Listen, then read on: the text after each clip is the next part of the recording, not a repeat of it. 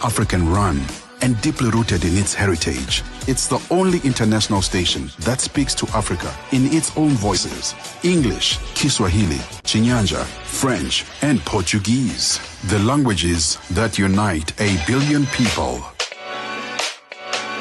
We have been there through every shift, every milestone, and every triumph. Not just reporting history, but shaping the conversations that define Africa's future. For brands, media planning, and advertisers, Channel Africa is more than just a platform. It's an opportunity. With 25 compelling shows covering current affairs, sports, business, music, and lifestyle, we deliver an engaging Pan-African audience ready to connect, invest, and act. Multi-award winning, internationally recognized, digitally accessible across the globe. When Africa speaks, the world listens, and Channel Africa makes sure of it.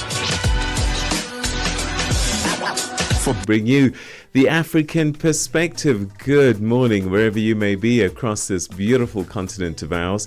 And you may also be listening in the diaspora on www.channelafrica.co.za. Yeah, we're streaming live on the internet, and if you have access, you can also catch us on OpenView channel 628, DSTV Audio Bouquet channel 802, and also on the SABC Plus app. All you got to do is look in your App Store, SABC Plus, and look for Channel Africa. Wherever you are, we've got you covered. We've got so much to look at today. In South Africa, it's a very important day. June 16 commemorations. That's taking us back to 1976, where thousands of children across the continent went out in protest, and tragically, many of them were killed by the apartheid police.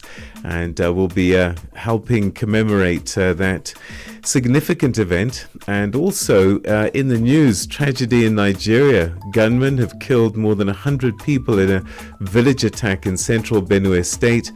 And former President Edgar Lungu's repatriation. Well, the family of the former president agrees to bring his body home, ending a tense standoff with the government. We'll have more on those stories and others after the news, as we say good morning to Onele Nsinsi. SABC News. The African Perspective. Hello, good morning, Peter, and a very good morning to our listeners. The third batch of South African soldiers from the DRC is expected to land at the Waterkloof Air Force Base in Pretoria today. 249 SANDF members have undergone demobilization at the Tempe military base in Bloemfontein in the Free State province. The soldiers are set to return to their base camps today.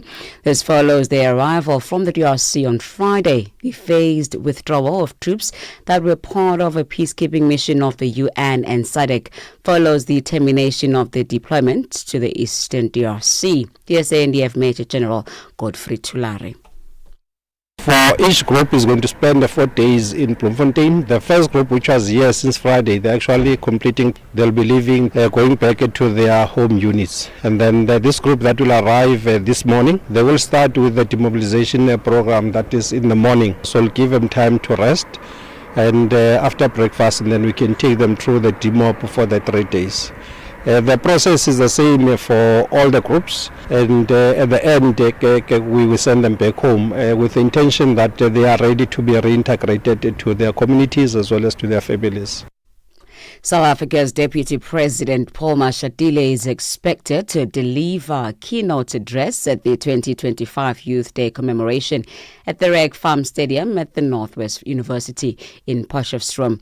He will do so on behalf of President Cyril Ramaphosa, who is in Canada to attend a G7 summit. There will also be a career exhibition at the university.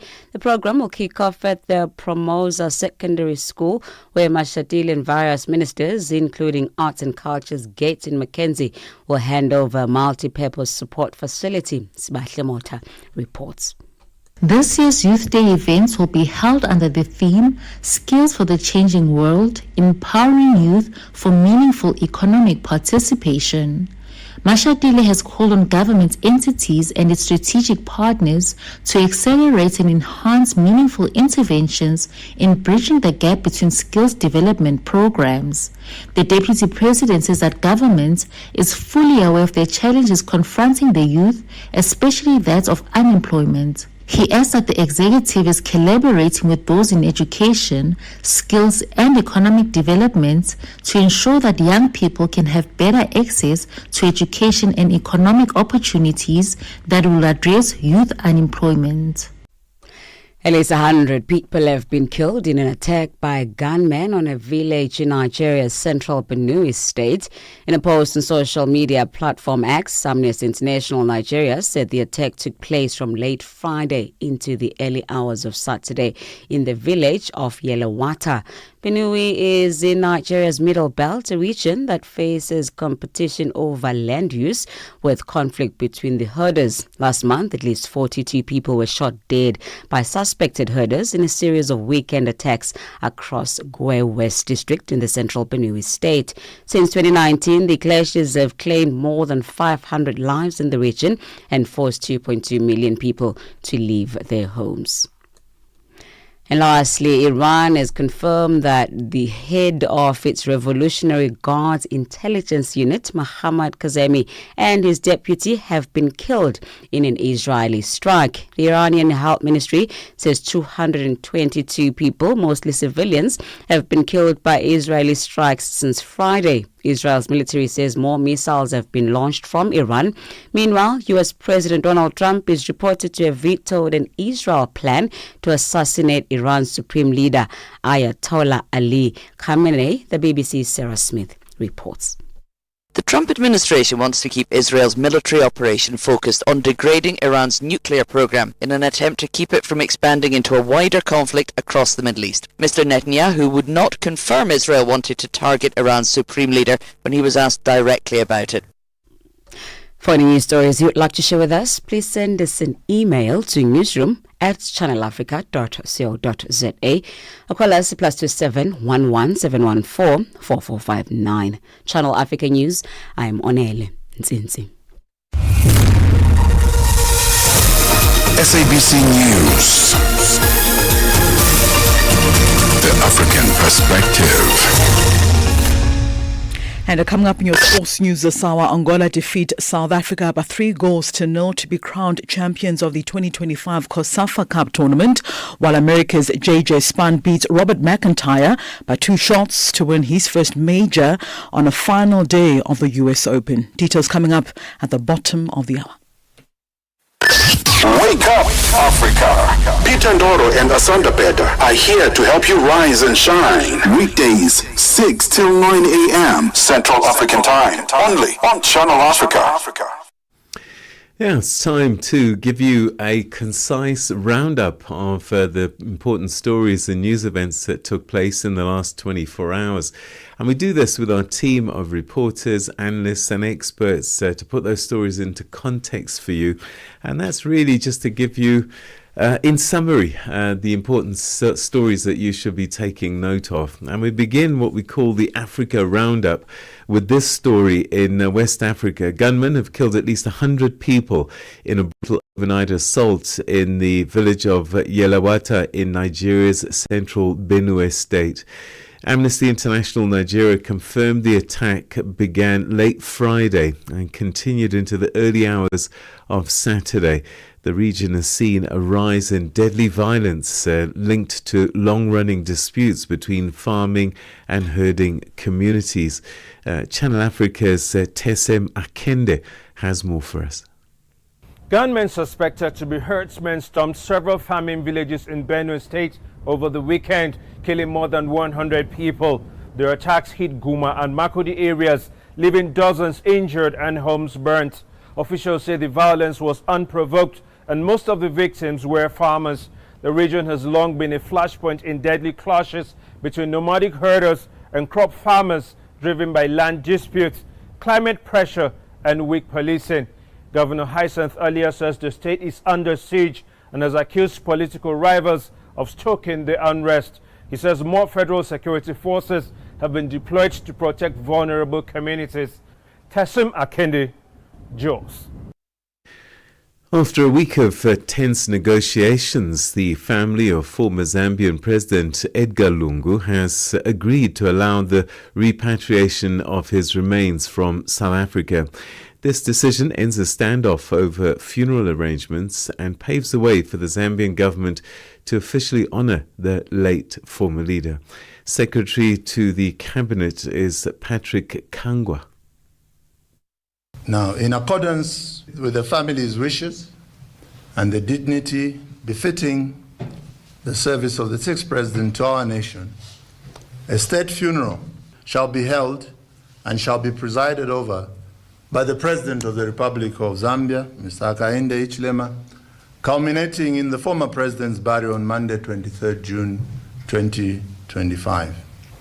The President of the Republic of Zambia, Mr. Hakainde Hichilema, has officially extended the mourning period by 9 days from today, the 15th of June 2025, to the 23rd June of 2025, the date of burial. The second contingent of South African troops deployed under the SADC mission in the Democratic Republic of Congo have returned home. The arrival at Waterkloof Air Force Base in Pretoria happened on Sunday as part of a phased withdrawal of regional forces from the conflict-hit eastern DRC. You can see a sense of excitement. Quite a number of the SANDF members are back here in South Africa. As you know, that it's been quite a very tough mission and a very Herculean task that they face in the eastern part of the DRC in Bali. I can tell you this much, that the SANDF chief, Rutani Mapanya, is here, and he has been welcoming the soldiers and really giving them quite a very warm reception here at the Air Force Base. They are singing and really just being so excited to be back here in South Africa. You know, this has been a very long road for them. As you know, that it took that decision by the SADC leaders for the mission to withdraw in the eastern part of DRC to give an opportunity for diplomacy. President Cyril Ramaphosa has departed for Canada, where he'll be attending the G7 Outreach Summit. The summit gathers global leaders, key business stakeholders, and multilateral organizations to tackle pressing global issues, including economic resilience, climate change, and global conflict. Nick Harper reports from Canada. There are many things going on around the world, many problems that the world leaders will have to deal with. But of course, central to that will be this idea of trying to find some unity at a time when they know Donald Trump views the G7 and these multilateral summits really with disdain. He does not like attending these type of things. He much prefers bilateral negotiations as opposed to multilateral consensus building. So trying to get him on side during the course of this summit, trying to get to find some common ground that all the leaders can agree on will undoubtedly be difficult. And let's not forget, there will perhaps be an opportunity for another meeting between Cyril Ramaphosa and Donald Trump following that Oval Office meeting a couple of months ago, a very contentious meeting where we saw the US leader accusing the South African president of carrying out white genocide back in South Africa.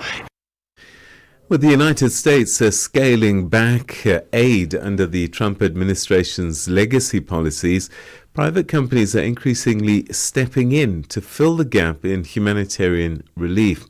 But experts warn that the corporate involvement without clear humanitarian oversight risks compromising neutrality and trust on the ground, particularly in fragile regions like Sudan. Rachel Judah has this report. For the past 3 weeks, this American company, run by former US soldiers and officials, has been airdropping hundreds of tons of maize flour, beans and salt into South Sudan, one of the world's most desperate pockets of hunger.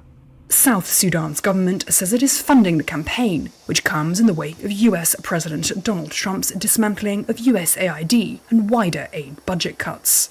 Fogbo says it now has 5 project requests in conflict zones in both Africa and the Middle East. But many aid sector veterans see the rising demand for its services as part of a shift toward a more politicized aid model and argue such firms sacrifice humanitarian principles like neutrality and credibility. Here's Fogbow's president, Mick Mulroy. We have a lot of experience in conflict zones, the team does, and we try to use those experience to add to the humanitarian efforts that are already going around the world. And that's how we come to the end of today's edition of the Africa Roundup. We'll have more for you tomorrow after the 6 o'clock news. Stay with me. We're going to be looking back at the week that was with our regular Monday commentator, Mighty Jamie. He'll be taking a look at some of those big stories that played out during the course of the week. Stay with us for that.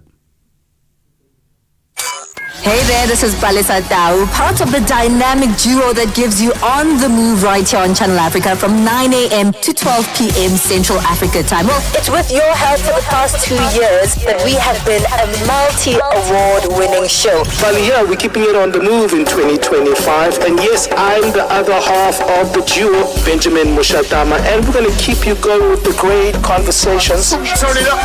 Okay.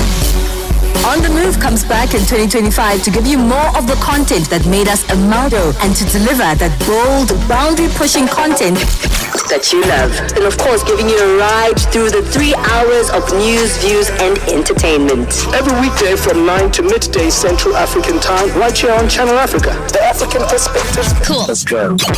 Mornings made better with Peter and Asanda on Rise and Shine, weekdays 6 till 9 Central African Time on Channel Africa. And just to let you know, Asanda Beda is away today. She'll be back tomorrow. She's having a long weekend. Yeah, I'm suitably jealous, I must say. It's time now for what we call the Roundup Wrap, and that's a weekly segment that we do where we speak to political analyst and commentator Mighty Jamie, and he unpacks some of the major stories that have been making headlines in the week that was across the continent and beyond, and we'll also cast an eye on the week ahead. Let's say good morning to Mighty Jamie. How you doing, my brother? I hope you've had a good long weekend so far. Morning, Peter. Morning to the listeners and the viewers. Yes, I did have a good weekend, but I've got a 10-kilometer run a little bit later today. It's a church run. About 10 a.m. I should be out on the road. Wow. How long does it take you to do 10Ks now? We'll find out. I haven't done a lot of running in the last 3 weeks. Oh, dear. Okay. We'll report back to you next week. Well, one story that really has been giving the government of Zambia the runaround a little bit has been the repatriation of former President Lungu's body, remains back to Zambia. The family at odds with the government, and a special note that was left, I believe, by the former president saying that President Hakainde Hichilema should be nowhere near his body after his passing. We've seen this story before, haven't we, in Zimbabwe? We did see the story in Zimbabwe with Mugabe and Mnangagwa, and because of the way that Mnangagwa ascended into power and the relationship that soured between him and Mugabe, there was a lot of controversy and tension around the burial of Mugabe and where Mugabe would be buried. And it seems as if this is a similar thing that is playing out here. We know that Edgar Lungu and the current president had a lot of differences in the transition, but also in the period prior.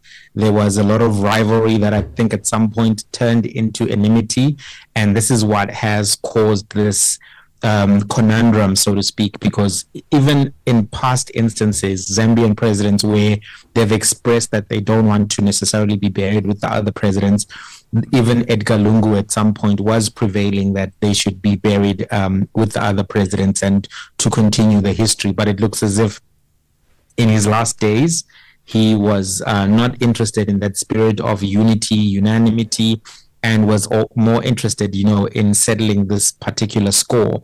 And it remains to be seen whether or not this funeral will go as his wishes, or whether the president, the sitting president, Hichilema, will be able to also impose some of his will on that particular situation. But it is something that has been quite, dramatic and tense in terms of just those particular relationships. Of course, another conversation happening concurrently is the fact that the former Zambian president needed treatment in South Africa as opposed to in his home nation, and their discussions around the failures of African leaders to provide services, public services, at a level of quality that they can be able to use them. But the current controversy is around the final resting place of the former president of Zambia, Peter. It's quite a mind-boggling set of instances here, because one wonders, even from Hichilema's perspective, how he would want his own funeral to be handled in a situation where the same dynamics play out, because everybody is able to be more magnanimous when it doesn't affect them. But if there are tensions, perhaps this whole tradition of burying the leaders in the same resting places is something that shouldn't actually be continued. I'm not sure whether the Europeans or the Americans do something similar, but I think maybe there's even need for a conversation about the necessity of this, because it does lead to these inevitable tensions. Yeah, I mean, there's so many layers to this story, but I guess in the end, this must be really embarrassing for President Hichilema. Yeah, it definitely is embarrassing. It definitely is something that is not in keeping with how he wants to be viewed in his own, narrative, or the perspective which exists in the international community about him.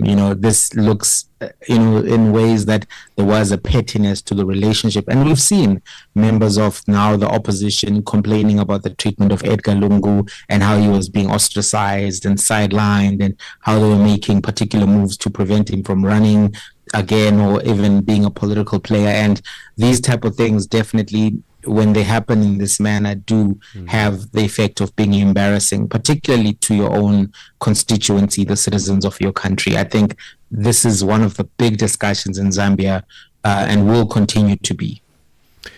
Let's go to West Africa now. President Bola Tinubu has issued a posthumous pardon to the Ogoni 9, including Ken Saro-Wiwa, on the eve of Nigeria's Democracy Day. But several environmental and human rights groups have criticized it as symbolic and insufficient.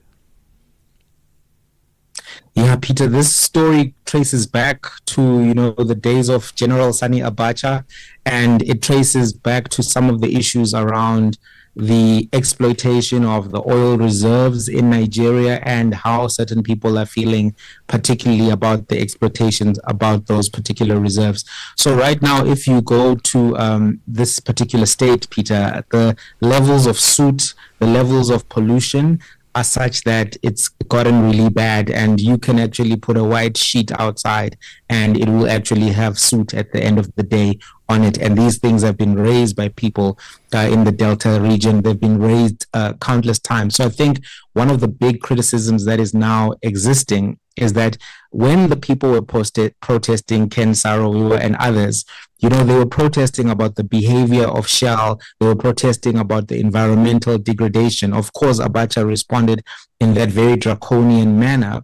But on the environmental level, the conversation now is, well, the pollution is continuing. This particular, gesture doesn't deal with the underlying root issue that they were protesting against. But secondly, other people are actually saying that they need to see reparations, they need to see a truth and reconciliation type of process, and they actually need to see remediation in the Niger Delta, dealing with some of the issues that the people are raising there about feeling economically excluded, not getting all of the benefits. And this also links back to how the people in the Biafra region also were expressing their concerns. So it's a real challenge for the current president, in that while he's trying to get support from this gesture and try to, close these wounds, so to speak, people on the ground are saying that he's not done enough, not gone far enough, and the issues are still continuing in the Delta region.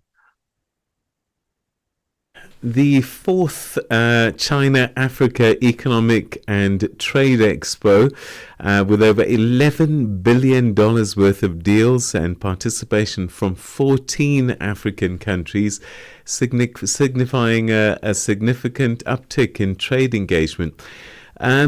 What does this surge in signed projects and investments tell us about the current trajectory of China-Africa relations? Well, I mean, this is all happening at a very interesting time, Peter, if you think about this China-Africa relationship, because one, we have the global dynamic now where Trump is trying to regain some footprint in Africa and to contest with China for rare earth minerals, some of which come from the DRC.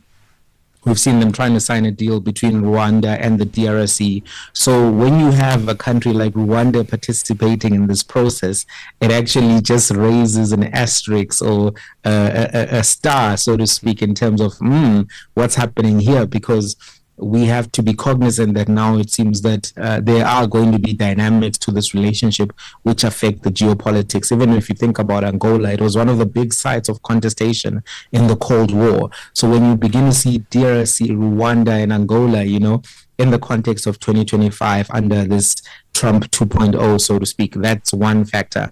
Now, looking at the China side of the equation, one of the things that is clear is that China has become the dominant player in Africa. It has become the dominant player in terms of trade. It has become the dominant player in terms of infrastructure development. It has become the dominant player in terms of lending as well to African nations. And in that conversation around its dominance, there is then the conversation around, is that dominance to the benefit of the everyday African, or is it to the benefit of the elites, the dictatorship, and the bureaucrats, which are present in several African nations? Because China, unlike the World Bank and the IMF, does not make conditions in terms of its lending. It doesn't require you to fit any type of readjustment program, but also it doesn't also insist on any human rights program. So I think while there is credence to the economic argument that some of these readjustment programs, such as the one we saw in Zimbabwe under ESAP, was not successful, but the human rights issues are such that China is willing to do deals with dictatorships, with people who are violating people's freedom of expression, political rights, etc. And that then leads the question for the everyday African to ask and say, are we actually going to benefit from this continuing strengthening of ties? Then at the economic level, there's also the conversation about, are we not being infantilized by the continued dependence on China? Because how do we develop textiles? How do you develop furniture? How do we develop all of these type of manufacturing industries while we continue to import large volumes of these products from China? At some point, I was surprised that the spoons in my house, candles that I bought from the shops here in South Africa, were being manufactured in China. And I couldn't understand why I would need to get a spoon from China and a candle, Peter, from China. And I think as we have this conversation about this strengthening of ties and how, we're trying to reset the geopolitical dynamics, we still need to ask ourselves as Africans, what is the full benefit that we're getting? But we are seeing this continuing deepening of the economic relationship, and China is definitely in the strongest position that they've ever been in Africa, although Trump is trying to renegotiate and to find a footprint as well, Peter. So, the Middle East, my goodness, things are intensifying there. Iran and Israel exchanging fresh attacks and warning both sides to show some restraint, warnings coming from the US. And this is a difficult one for Donald Trump. He seems to have walked back a little bit in terms of encouraging or allowing Israel to do what it feels it must do in Iran. But the stakes are quite high, and whilst it's between Israel and Iran, this could spread, right?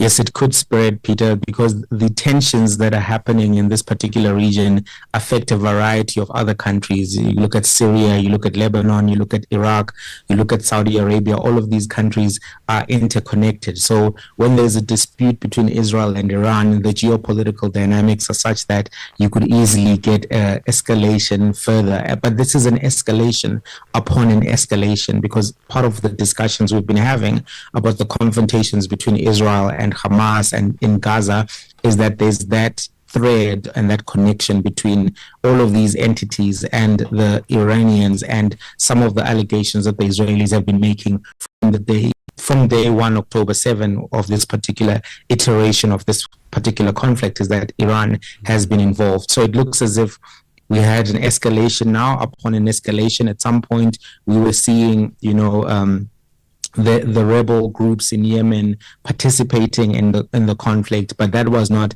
particularly an escalation which we would have considered to be at the level of Iran, because Iran is one of the regional power brokers in the Middle East, and in fact has this long-standing rivalry with Saudi Arabia. So as things stand right now, while Donald Trump has tried to shift his rhetoric and he is now prevaricating between the two positions, I think the genie may be out of the bottle, the cat is out of the bag in this particular respect, because he's already allowed for this particular escalation. It looks like the Americans were aware and they did know about everything that was going on, Peter. And it looks as if because of that knowledge and that almost tacit permission which was given in the hope that it would bring Iran back to the negotiation table, we're now in a very precarious position. It's precarious for the global community because if you recall, in 1973, there was the Arab-Israeli war, and that led to an escalation in the price of oil. That led to various African nations defaulting on their debt because Zambia, for example, was selling copper at a particular price. Once fuel got expensive, they were no longer able to sell it competitively. Then they started defaulting on their payments, and then the Zambian kwacha crashed in the 80s in a catastrophic fashion. And this was as a result and on the backdrop of that. And then the UK went into the Margaret Thatcherite and economic policies almost as a repudiation of some of the decisions made in the 70s as a result of the Arab-Israeli war. So we're in a tricky position, Peter, as a result of all of this. All right, I mean, we've got to end, but we can't end without talking about June 16 and Youth Day.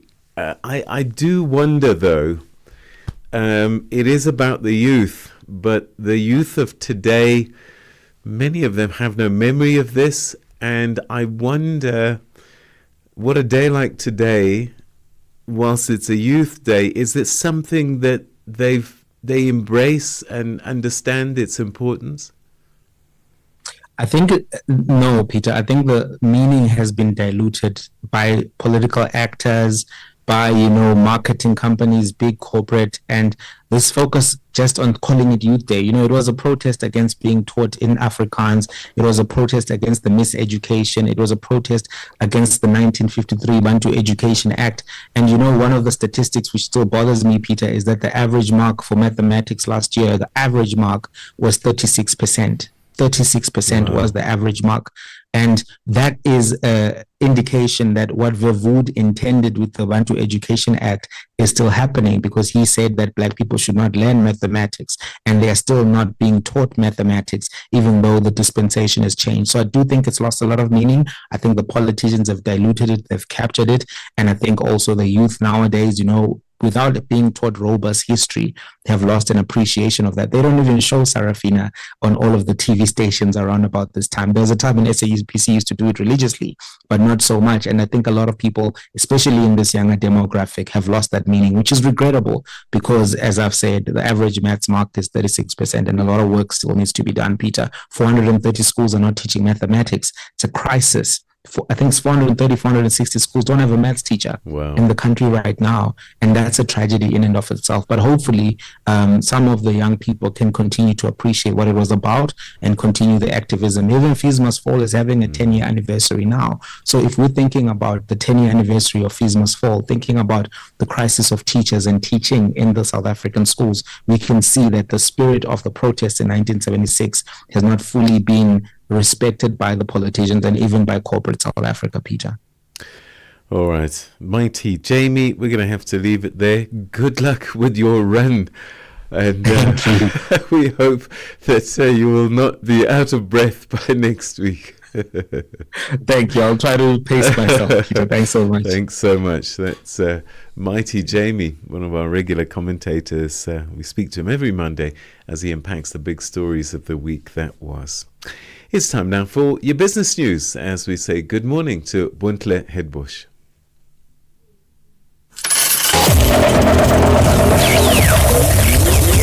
Business news on Channel Africa. The African perspective. All right, a very good morning from the sports desk. It's actually the sports news at this hour. My name is Rachel Makura. We'll start here. So South Africa missed out on the COSAFA Cup title after losing 3-0 to Angola in the final on Sunday afternoon. South African coach Beda made just one change from the semi-final win over the Comoros Islands as Mduduzi Shabalala dropped to the bench with Rio Letlapa recalled to the starting lineup. So both that match, when you look back on that final match, they were played at a lively tempo, but in the first half of the final it was quite the opposite as both nations were feeling each other in the opening 20 minutes of that game. So the Angolan side moved the ball around with a lot of ease in the closing stages of that match as they ran down the clock and also claimed the COSAFA Cup for a second year in a row and fifth overall. It was Angola who got a goal at the brink of half time with 2 more goals and scored in the second half, and they successfully defending a title they won back in 2024.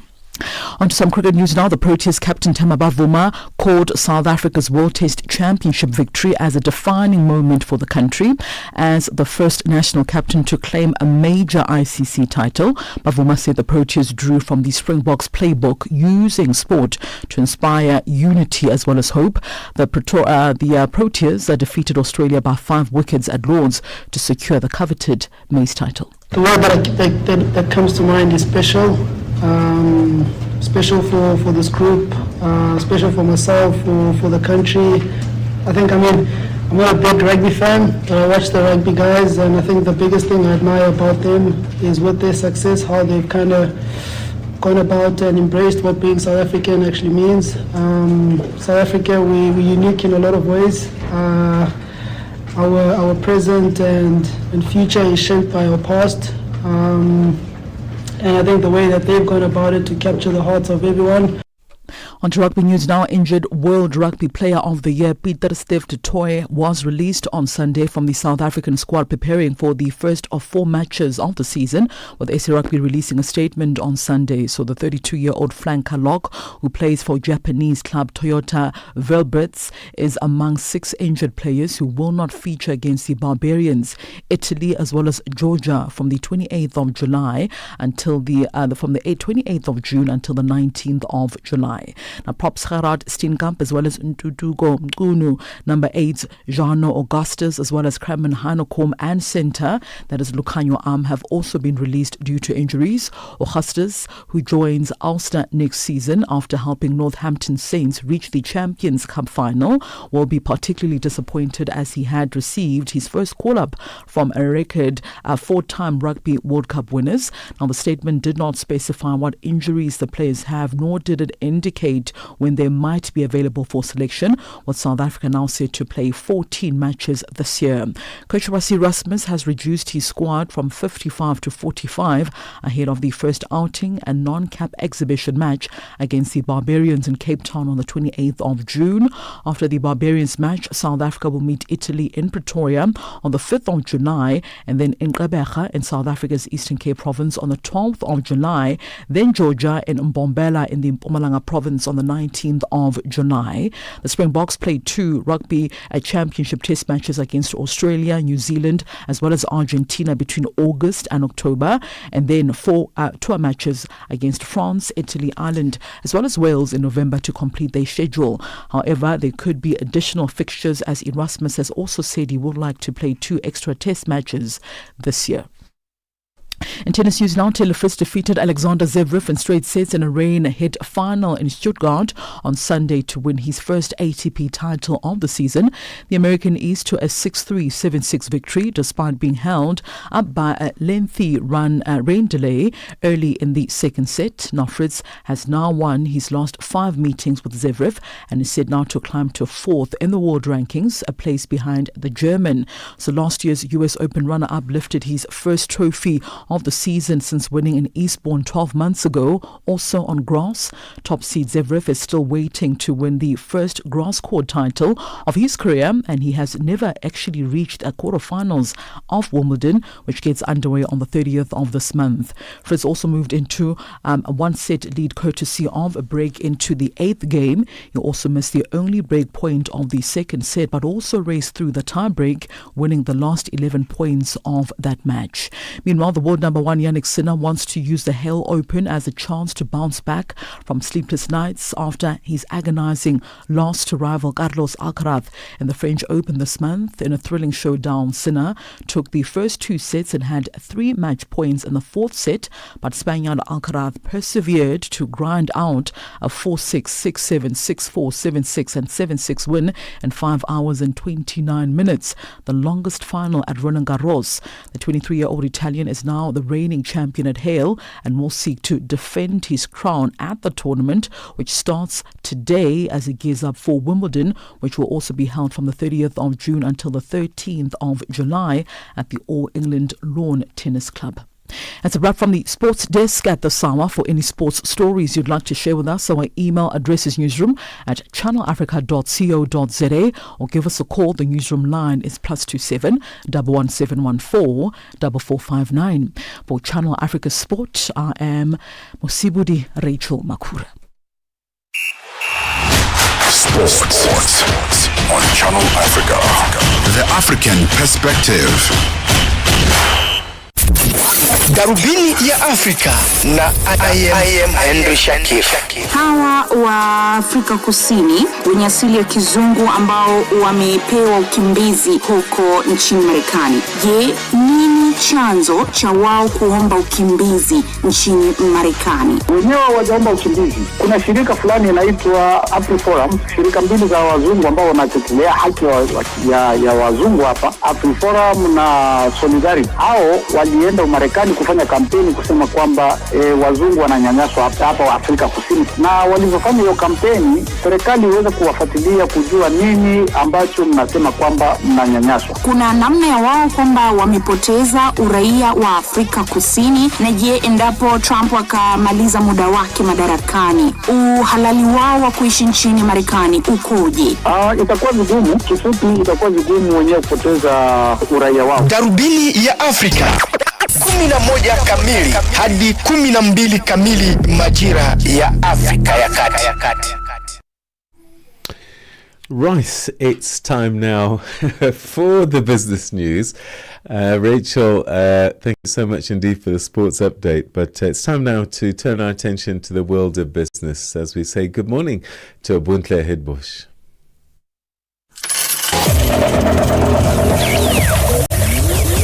Business news on Channel Africa. The African perspective. Thank you very much, Peter, and good morning. Good morning to our listeners as well. And our top business story this morning, South African President Cyril Ramaphosa is expected to engage in finding solutions to energy security and issues related to the country's G20 presidency at the G7 Leaders Summit. He's an invited guest to the summit in Kananaskis, Canada. The Prime Minister of Canada, Mark Carney, as G7 president, is expected to seek agreements and coordinated action on several fronts. They include global peace and security as well as trade. Sharon Bryce Peace reports. From peace and security, global economic stability and the digital transition, key role players from around the world will gather to discuss at the annual summit where the war between Israel and Iran will be hard to avoid. Presidential spokesperson Vincent Magwenya earlier said the gathering would allow President Ramaphosa an opportunity to strengthen G7-G20 cooperation. Ramaphosa is also expected to meet bilaterally with the host Prime Minister Mark Carney, both in the US firing line of late, the Chancellor of Germany Friedrich Merz, and a reunion with US President Donald Trump, a mere 3 weeks after their breaking of bread at the White House in late May. Sherman Bryce-Pease, SABC News, New York. The Egyptian cabinet says Egypt has signed a financial closure deal with Norwegian renewable energy developer Scatec for a 1 gigawatt solar plant with a total investment of $600 million. Additionally, a power purchase agreement was signed for a 900 megawatt wind project in the Gulf of Suez with an estimated investment of $1 billion. They say these agreements mark a significant step in Egypt's renewable energy goals as the country aims for 42% of its electricity generation to come from renewable sources by 2030. The financial closure for the 1 gigawatt solar plant with Scatec allows the project to move into its construction phase. Meanwhile, South Africa's Western Cape government says it aims to produce 15 gigawatts of green energy and export over 400,000 tons of hydrogen by 2035. The plan forms part of the province's green hydrogen strategy, which is included in national energy goals. The provincial government says the move will drive economic growth, job creation, and energy security in the Western Cape. It says green hydrogen is a vital step towards a low-carbon, high-growth future. The provincial government also says its solar, wind, and port resources make it ideal for investment in green energy. South African businessman and Chancellor of the University of KwaZulu-Natal, Dr. Roel Khoza, has called on the youth to rewrite their own history in reimagining a better South Africa through entrepreneurship and ethical leadership. Khoza delivered a keynote address at the 10th Tsietsi Mashinini Memorial Lecture in Soweto in memory of the 1976 uprising student leader. His address looked at how to use entrepreneurship to alleviate poverty and joblessness in our society and amongst the youth of South Africa. He attributed the socio-economic crisis in the country to corruption, encouraging young people to also be resilient in demanding accountability. The world will always tell you that you are too young, too inexperienced, and too ambitious. But history is written by those who defy limitations and choose to soar way above mediocrity. Mashinini did not wait for permission to lead. Biko did not wait for approval to champion black consciousness. Nelson Mandela did not wait for ideal conditions to act, and neither should you. Oil prices have surged this morning following renewed strikes between Israel and Iran, escalating fears of a wider regional conflict that could disrupt Middle East oil exports. Brent crude and US West Intermediate both rose by 1.5% to $75.35 a barrel and $74.08 a barrel, respectively, building on Friday's gains. They had surged more than $4 earlier in the session. The latest exchange of strikes between Israel and Iran have stoked concerns about disruptions to the Strait of Hormuz, a vital shipping passage. About a fifth of the world's total oil consumption, or some 18 to 19 million barrels a day of oil, condensate and fuel, passes through the strait. Now, if I look at our indicators this morning, $1 in Nigeria is trading at 1,541 naira 94. In Botswana, it's at 13 pula 29. Kenya, the dollar is trading at 128 shilling and 48. And in Zambia, it's at 24 kwacha 17. Taking a look at the BRICS countries, $1 in Brazil is trading at 5 real 54. Russia, 79 rubles 81. In India, it's 85 rupees 72. China, 7 yuan 18, and South Africa, $1 is trading at 17 rand 93 cents. $1 is trading at 73 pence to the British pound and 86 to the euro. Looking at commodities, gold is trading at $3,432 and platinum at $1,216 per ounce, while Brent crude oil is at $74.75 a barrel, a bit higher as mentioned earlier. Those are the business news at this hour. For any business stories you'd like to share with us, please send an email to newsroom@channelafrica.co.za or call us on +27 11 714 4459. For Channel Africa Business, I am Bontle Headbush.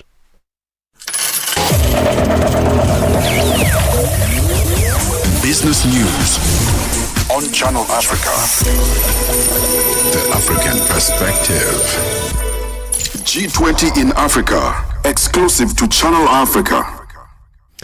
It's time now for your G20 fact of the day. Did you know that South Africa has formed G20 meetings of the Agriculture Working Group together with a Food Security Task Force, where a series of international meetings are held? Now, these meetings focus on 4 key priorities, namely the promotion of policies and investments that drive inclusive market participation towards improved food and nutrition security, empowering youth and women in agri-food systems, fostering innovation and technology transfer in agriculture and agro-processing, and also building climate resilience for sustainable agricultural production.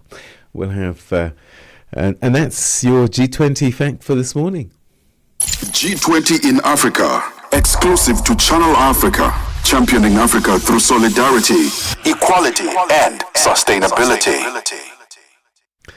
The United Nations General Assembly has adopted a resolution demanding an immediate, unconditional, and permanent ceasefire in Gaza. The vote reflects growing international pressure to end the ongoing conflict, with the vast majority of member states supporting the call for peace and humanitarian access. Channel Africa's Lebahang Mabange filed this report. The result of the vote is as follows. In favor, 149. Against, 12. Abstentions, 19. Draft Resolution A/ES10/L34/Revision 1 is adopted. The resolution, titled Protection of Civilians and Upholding Legal and Humanitarian Obligations, was passed during an emergency session of the UN General Assembly. It calls for the protection of civilians, adherence to international law, the release of hostages, and the unimpeded delivery of humanitarian aid into Gaza. The permanent observer of the State of Palestine to the United Nations, Riyad Mansour, welcomed the outcome and praised countries supporting the ceasefire call. This illegal, immoral situation cannot continue. It has to stop, and stop immediately. We thank all those who are mobilized to end this horrific tragedy, governments and peoples from across the globe who are standing up for humanity and the defense of the entire nation of Palestine. But the opposition to the resolution came from a small group of countries, including Israel. The country's UN ambassador, Danny Danon, criticized the resolution for not tying the ceasefire to the release of hostages held by Hamas. It must be acknowledged that by failing to condition a ceasefire on the release of the hostages, you told every terrorist organization that abducting civilians works, that holding elderly men and young women in tunnels earns you a seat at the table, that you can brutalize the innocent and still be rewarded with resolutions from the world's highest body. This is not diplomacy. It is surrender. The United States also voted against the measure. Acting U.S. Representative Dorothy Shear argued that the resolution failed to hold Hamas accountable. Blind support to Hamas by the members of this body further undermines the meaningful diplomacy underway to free the hostages and emboldens Hamas as the terrorist group continues to reject ceasefire proposals accepted by Israel. As the United States has made clear time and time again, we do not support one-sided measures that fail to condemn Hamas. As the war in Gaza nears its 9th month, this UN resolution adds to the mounting international calls for an end to hostilities. However, whether it will lead to a change on the ground remains uncertain as diplomatic efforts continue. Reporting for Channel Africa, I am Lebogang Mabange. Let's take a look at this story now in South Africa. Financial services provider AFBOB and Oxford University Press have launched the 2025 Road to Literacy campaign. And this is a nationwide initiative aimed at improving access to books and promoting literacy, numeracy skills in schools by donating trolley libraries to non-profit organizations or NGOs.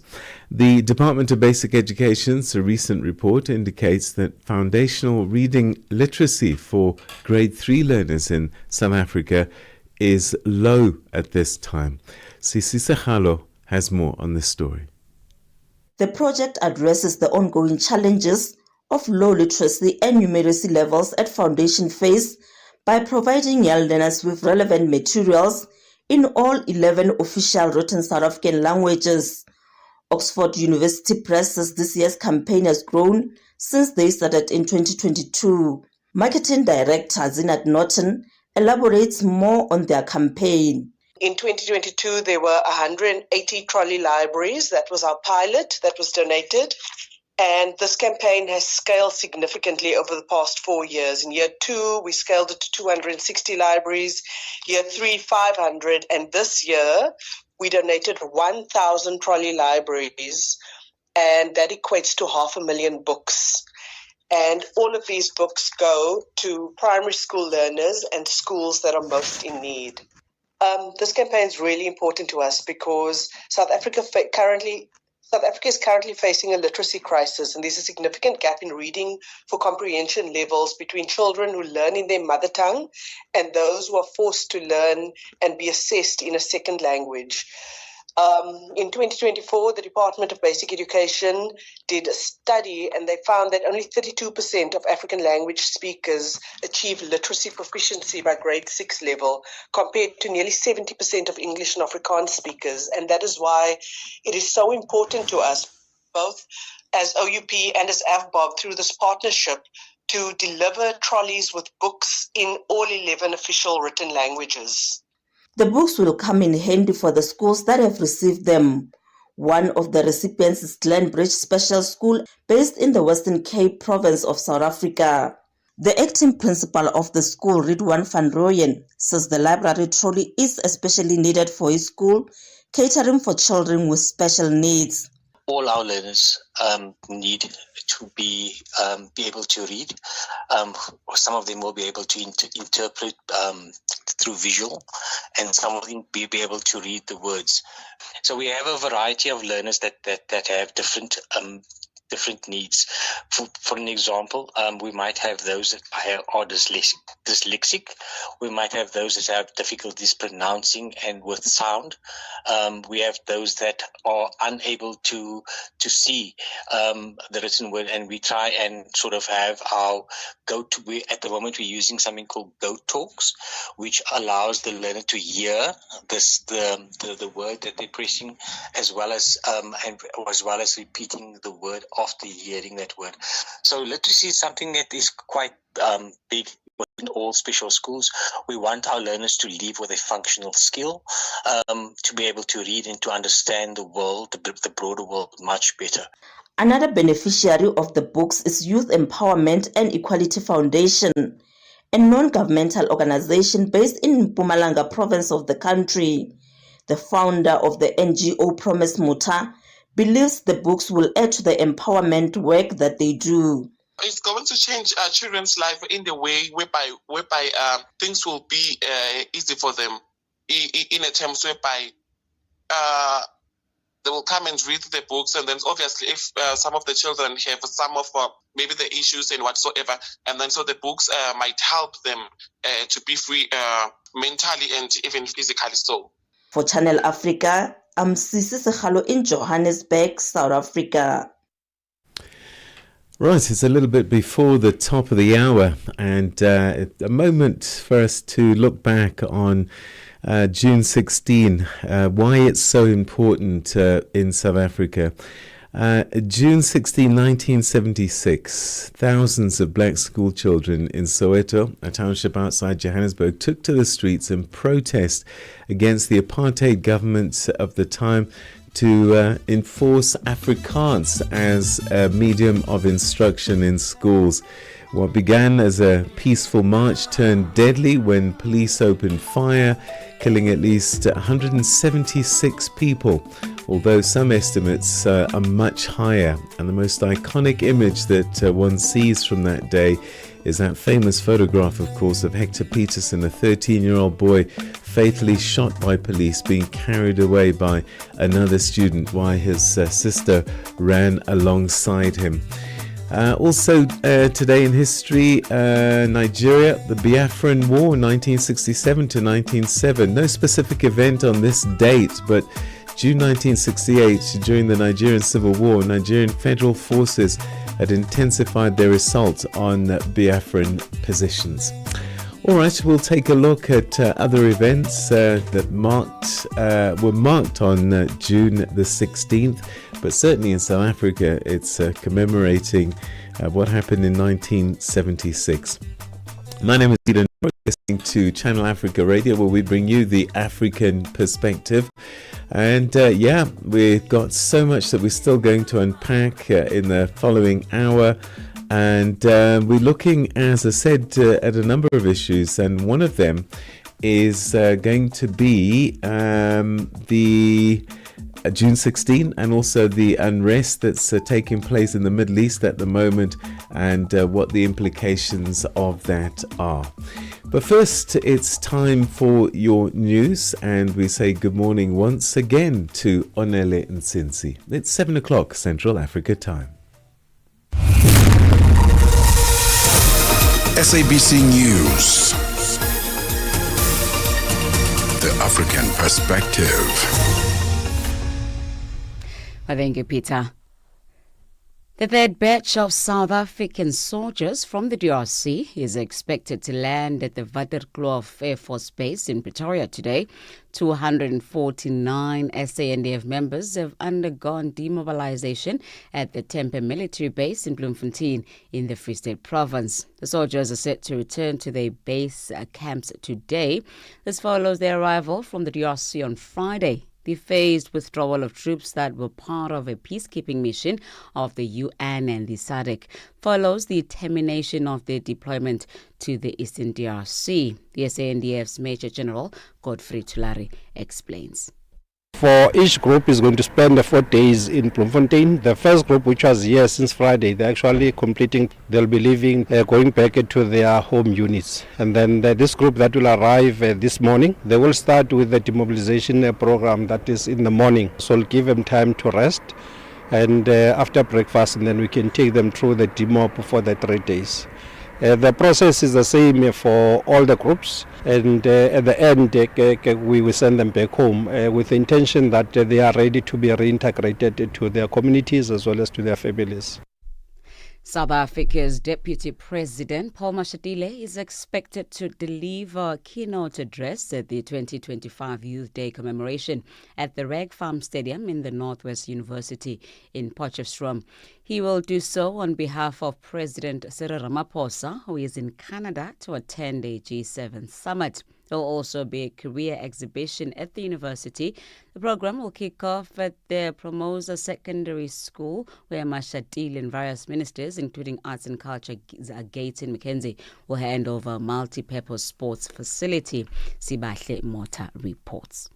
This year's Youth Day events will be held under the theme Skills for the Changing World, Empowering Youth for Meaningful Economic Participation. Mashatile has called on government entities and its strategic partners to accelerate and enhance meaningful interventions in bridging the gap between skills development programs. The Deputy President says that government is fully aware of the challenges confronting the youth, especially that of unemployment. He adds that the executive is collaborating with those in education, skills and economic development to ensure that young people can have better access to education and economic opportunities that will address youth unemployment. After days of uncertainty and negotiations, the funeral arrangements of Zambia's former president have been finalized. Edgar Lungu, who led Zambia from 2015 to 2021, died earlier this month at a hospital in Pretoria. The BBC's Camilla Mills reports. According to his family, Edgar Lungu left instructions that the current president, Hakainde Hichilema, should not come anywhere near his body. But in a statement, Lungu's party, the Patriotic Front, confirmed that an agreement had been reached between the state and the family. PF said Lungu's body will lie in state at his residence from Thursday, and President Hichilema will preside over the funeral proceedings. The burial is scheduled for Monday, June 23rd. The announcement is likely to bring some closure to supporters and citizens across the country who have been waiting for clarity. At least 100 people have been killed in an attack by gunmen on a village in Nigeria's central Benue state. In a post on social media platform X, Amnesty International Nigeria said the attack took place from late Friday into the early hours of Saturday in the village of Yelewata. Benue is Nigeria's middle belt, a region that faces competition over land use with conflicts between herders. Last month, at least 42 people were shot dead by suspected herders in a series of weekend attacks across Gwe West District in the central Benue state. Since 2019, the clashes have claimed more than 500 lives in the region and forced 2.2 million people to leave their homes. Lastly, Iran has confirmed that the head of its Revolutionary Guards intelligence unit, Mohammad Kazemi, and his deputy have been killed in an Israeli strike. The Iranian Health Ministry says 224 people, mostly civilians, have been killed in Israeli strikes since Friday. Israel's military says more missiles have been launched from Iran. Meanwhile, the U.S. President Donald Trump is reported to have vetoed an Israel plan to assassinate Iran's supreme leader, Ayatollah Ali Khamenei. The BBC's Sarah Smith reports. The Trump administration wants to keep Israel's military operation focused on degrading Iran's nuclear program in an attempt to keep it from expanding into a wider conflict across the Middle East. Mr. Netanyahu would not confirm Israel wanted to target Iran's supreme leader when he was asked directly about it.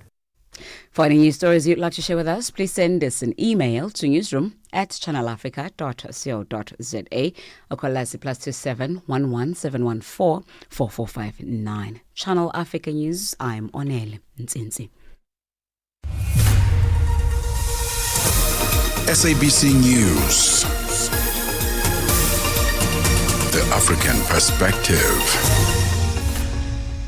And coming up in your sports news this hour, Mount Duplantis broke the men's pole vault world record for a 12th time yesterday at the Diamond League meeting in Stockholm, Sweden, while injured World Rugby Player of the Year Peter Steph du Toit will miss the first part of the South African season. Details coming up at 7:30. Mornings made better with Peter and Asanda on Rise and Shine, weekdays 6 till 9 Central African Time on Channel Africa.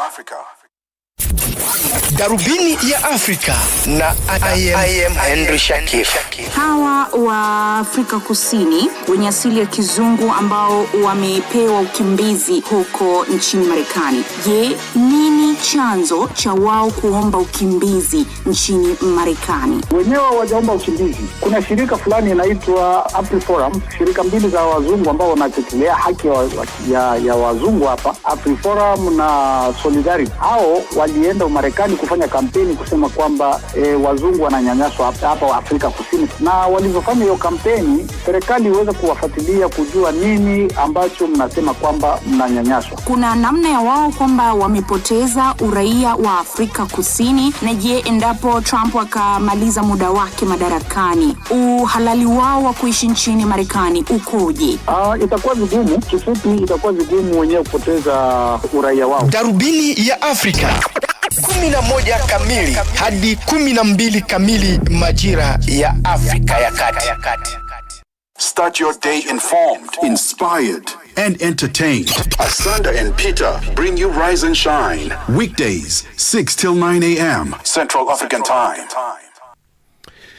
Right, it's time now for us to take a look at a story that's been playing out here in South Africa. A third group of South African National Defence Force, SANDF troops, arrived at Waterkloof Air Force Base over the weekend. Another group is arriving today in Pretoria following their deployment to the Democratic Republic of Congo as part of the Southern African Development Committee's SADC mission. Now, the phased withdrawal comes after months of high-risk operations in the eastern DRC, where violence between the rebel groups and state forces has escalated. Now, the mission has come at a heavy cost, though, including the loss of 14 South African soldiers. To unpack the broader implications of this drawdown and what it signals for South Africa's defence posture and regional peacekeeping commitments, we're now joined by Guy Martin, who's the editor of Defence Web, a respected military and security analyst. Guy, thanks very much indeed for joining us and welcome to the programme. Hello, Guy, are you there?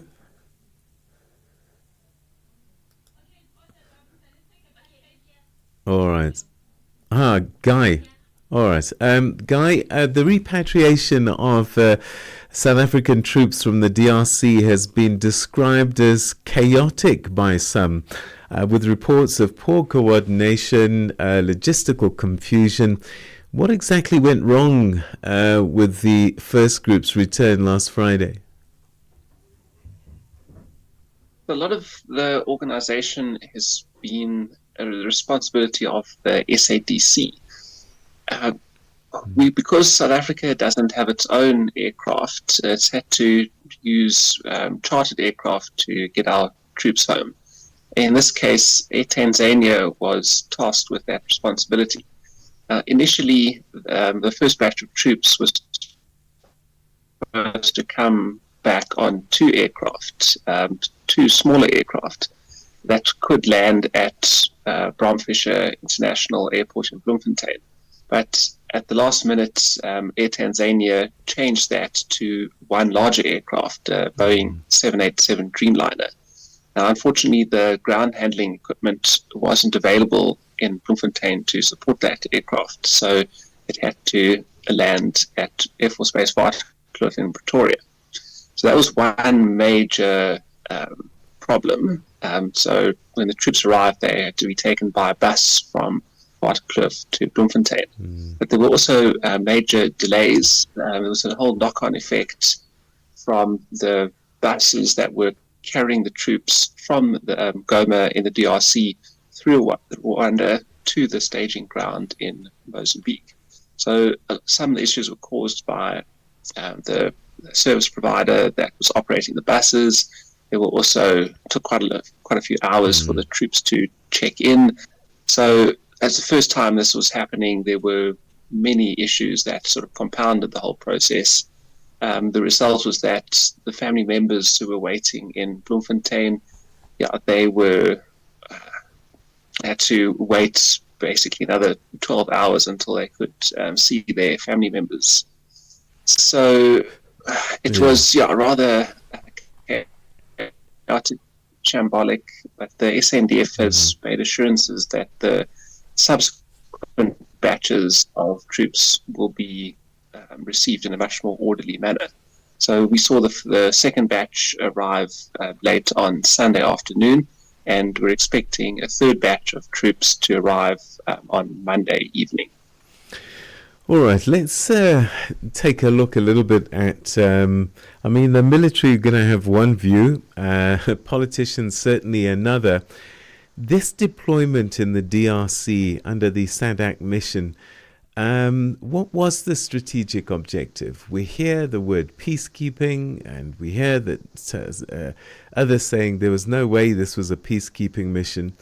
Either way, were the objectives met that we are withdrawing from this region?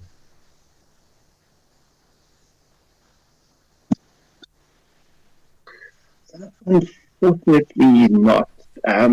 The SAMI-DRC mission went in to support the government of the DRC to reduce violence and curb armed groups, but it achieved none of those objectives, unfortunately. If you look at the situation in the east of the DRC now, the M23, they've taken even more territory. They've put their own government leadership in place in Goma.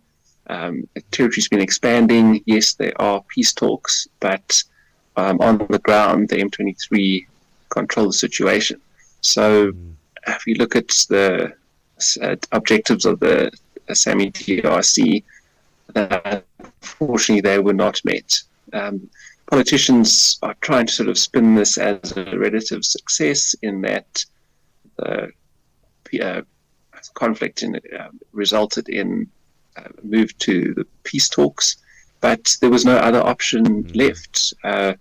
SAMI-DRC forces, they couldn't use military power to bring the rebels to the negotiating table, and only when SAMI-DRC had its back to the wall, that forced negotiations. And I think Felix Tshisekedi, the president of the DRC, he was very reluctant to negotiate with Rwanda and the M23 rebels because he thought he had a fighting chance on the ground. And with the fall of Goma, that eroded, that possibility fell away, and he had to go to the negotiating table because there just wasn't any other option. So, yeah, I mean, it's going to be looked at as a difficult one. I heard one of the senior figures of the South African Army speaking to troops, saying that there will be a debrief and a tete-a-tete with the troops, where it will be a sparring session. What is likely to come out from the soldiers, do you think? I think they will be extremely upset about the handling of this whole situation. I suspect morale is at absolute rock bottom, not just for the way this withdrawal is being handled, but for the way they were sent to this mission in the first place. The guys on the ground did a good job. They worked as hard as they could. If you look at the kill to loss ratio, 14 South African soldiers were killed, 700 rebels were killed. They put up as best a fight they could, but they were sent in without air support. They didn't have proper logistics. They didn't have enough numbers. There was supposed to be at least 5,000 SAMI-DRC troops in the DRC, but we never saw. We saw maybe 2,500 at best. The UN had 20,000 troops at their highest in the DRC, and they weren't able to bring stability. So it's highly unlikely that 5,000 troops would be able to do that job. So the mission went in under strength, under-equipped, without proper logistic support. And I think the soldiers are going to be pretty sore about that. There's been this constant story about not enough investment in our army, just not having enough, as you've mentioned, resources, not having enough firepower in terms of planes flying over. What is your take? As someone who's seen military operations over time, could it have been done better? Oh, definitely. I'd say maybe 15 years ago, we had the resources to effectively carry out a mission like this. We had transport aircraft, we had working attack helicopters, we had much better serviceability across the board. The defense budget was in a slightly better place. But it's been cut and cut and cut ever since, whereas the responsibilities of the SANDF have just been increasing all the time. And the result is that nearly 70% of the budget goes to salaries, not enough is going towards operations and equipment. And so we can't afford to project power anymore. We can't deploy 3,000 kilometers away. And we just don't have that ability anymore. So the politicians need to realize that they can't be sending the SANDF off on these sorts of missions because it just isn't strong enough anymore. And unfortunately, rebel groups and other non-state actors will be looking at the failed SAMI DRC mission and realizing that they can probably get away with a lot more than they could because the SANDF is a shadow of its former self.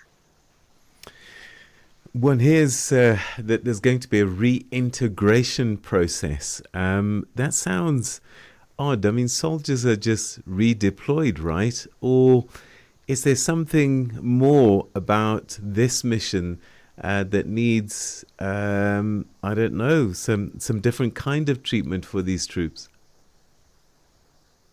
It's pretty standard to demobilize troops when they come back from a deployment, whether it's border patrol, whether it's peacekeeping. I think there's a bit of extra psychosocial support required for a mission like this. Some of the troops have been away for over a year. They've been in combat. They've been essentially held hostage by the M23 rebels. They've gone through a lot. Whilst they were stuck in Goma, sometimes they were only receiving one meal a day. So they've been through a very difficult time, and I think they're going to probably need a little bit of extra adjustment to get back to the normal swing of things when they're in South Africa. So I believe it's about 3 days or so of reintegration and demobilization. Then they'll be able to return to their bases and then see their families again. Guy, we're going to leave it there. Thanks very, very much indeed for joining us. And yeah, great publication. I must tell you that I'm a subscriber. Thank you for keeping us informed.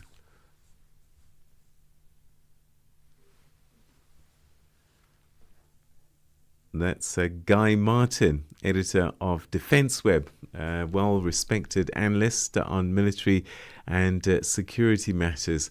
And yeah, he's the editor of Defence Web, online publication. If you want to keep up to date with matters military, that's a really good place to call on. Africa Update on Channel Africa.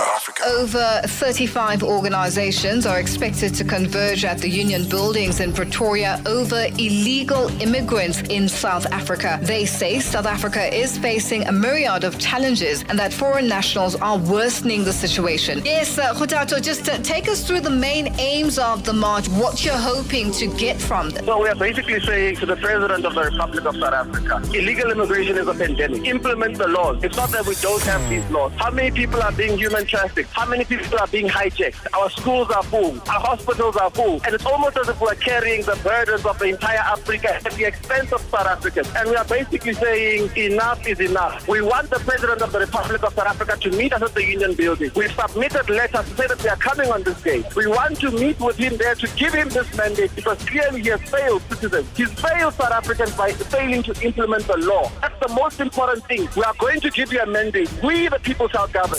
Africa Update with Lulu Kabu on Channel Africa every weekday from 12 to 2 p.m. Mornings made better with Peter and Asanda on Rise and Shine weekdays 6 till 9 Central African Time on Channel Africa. Okay, it's 7:21 Central African Time, and it's time for us to take a look at this story now, and it takes us to Matters Zimbabwe, and I've got to tell you, it's a fascinating story and one that's caused quite a bit of anger. Let me tell you a little bit more about this. Zimbabwe's First Lady, Auxilia Mnangagwa, is expected to attend and speak at the First Lady's African Impact and Resilience Summit in London this week. But her inclusion has sparked protests from exiled Zimbabweans who say that her presence contradicts the summit's values of integrity and compassion. Following public pressure, a British MP pulled out, and organisers are now facing growing calls to remove Mnangagwa from the programme. To unpack this, we're now joined by Vengai Mutsau, who's a Zimbabwean rights activist that's based in the UK. Thanks so much indeed for joining us, and welcome to the programme. Thank you very much, sir. And it's good morning to you. Thank you. So what is the main issue Zimbabweans in the UK have with the First Lady attending this summit, Vengai?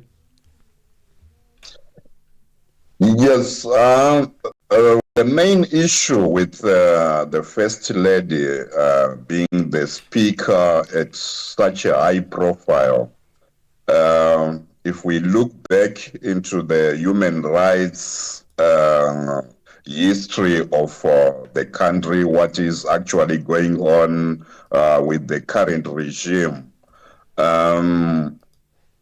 we don't think Mrs. Mnangagwa is the rightful person to be standing in front of people given this platform to talk about women empowerment. Yet we have got several women in Zimbabwe who are being abused, who are being harassed by the system, yet Mrs. Mnangagwa remains silent about all those human rights violations against women. Thank you, sir. All right, so what do you want to happen? What we want is to get the summit organizers remove Mrs. Mnangagwa as the speaker of this event and replace her with someone else, because she is not a human rights activist. She can't represent Zimbabwe on such a stage. We believe that activists staged a protest and submitted letters of complaint. What specific steps have you and others taken to formally raise your concerns with the UK officials or the summit organisers themselves? Yes, we have emailed summit organisers, Flare Summit organisers, and we tabulated why we think Auxilia Mnangagwa is not the candidate who can be given that platform, the speaker, why she can't be there, like human rights violations perpetrated by the ruling ZANU-PF and the Mnangagwa family themselves. So we tabulated and emailed to the events organizers. And we also petitioned the British Prime Minister to say the Flare Summit were not supposed to invite, and Britain were not supposed to give this lady, Auxilia, the platform. I'm also hearing that one British MP has already pulled out of the event. Do you think that the pressure of this campaign is working, and are there indications that others might follow this MP? Yes, we realized that one of the MPs pulled out and said she's going to get her name removed from the website. After we bombarded the email address with our concerns, that is when she wrote back to us and said, I'm not going to be part of this. I don't know why the organizer have put my name there. I will get my name removed. And that was actually done. The name was removed from the panel of speakers. Some are arguing that Auxilia Mnangagwa isn't an elected official, and so targeting her is unfair. How do you respond to those say that criticism should be directed at President Emmerson Mnangagwa rather than his wife? If we look at Auxilia, she's part of the family which is running the country, the Mnangagwa family, and as well, she runs her own charity in Zimbabwe, which caters for women, and all the resources she spends around the country. Yet Zimbabweans are suffering, and as a mother of the country, she's supposed to be speaking out and try to solve these concerns with their husband and the family. Because as we look at it, it's like the Mnangagwa family are running the country. We have got the son being the vice deputy president of the deputy minister of tourism, and her herself being the first lady should have some sort of influence as far as human rights are concerned. Yeah, and there's also been complaints about how much is being spent on a private jet to get her over there, and that money could be used on serious issues and needs for women back home in Zimbabwe.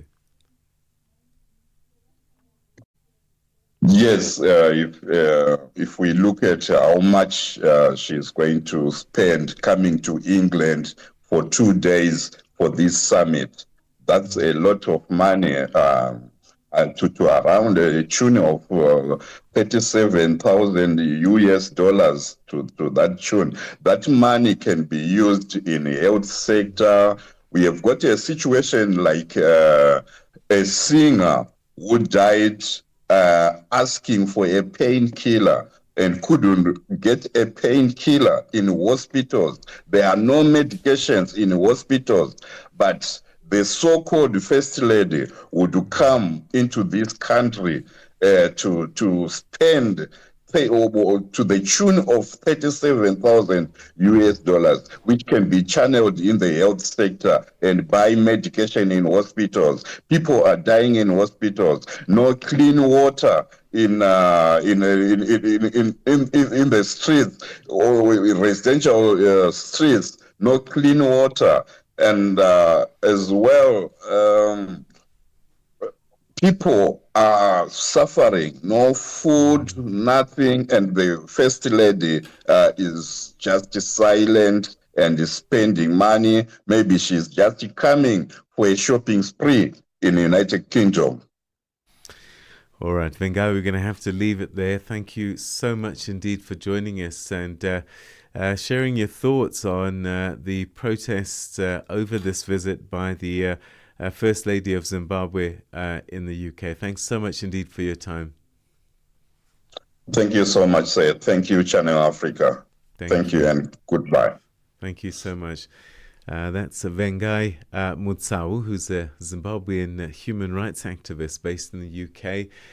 They're upset that the First Lady, Auxilia Mnangagwa, has been allowed to come to the UK and make an address at a special summit using taxpayers' money that they say could be used on other issues, and that also, given the human rights record the country is under, that she's just not the right person to be delivering a speech at a platform such as that.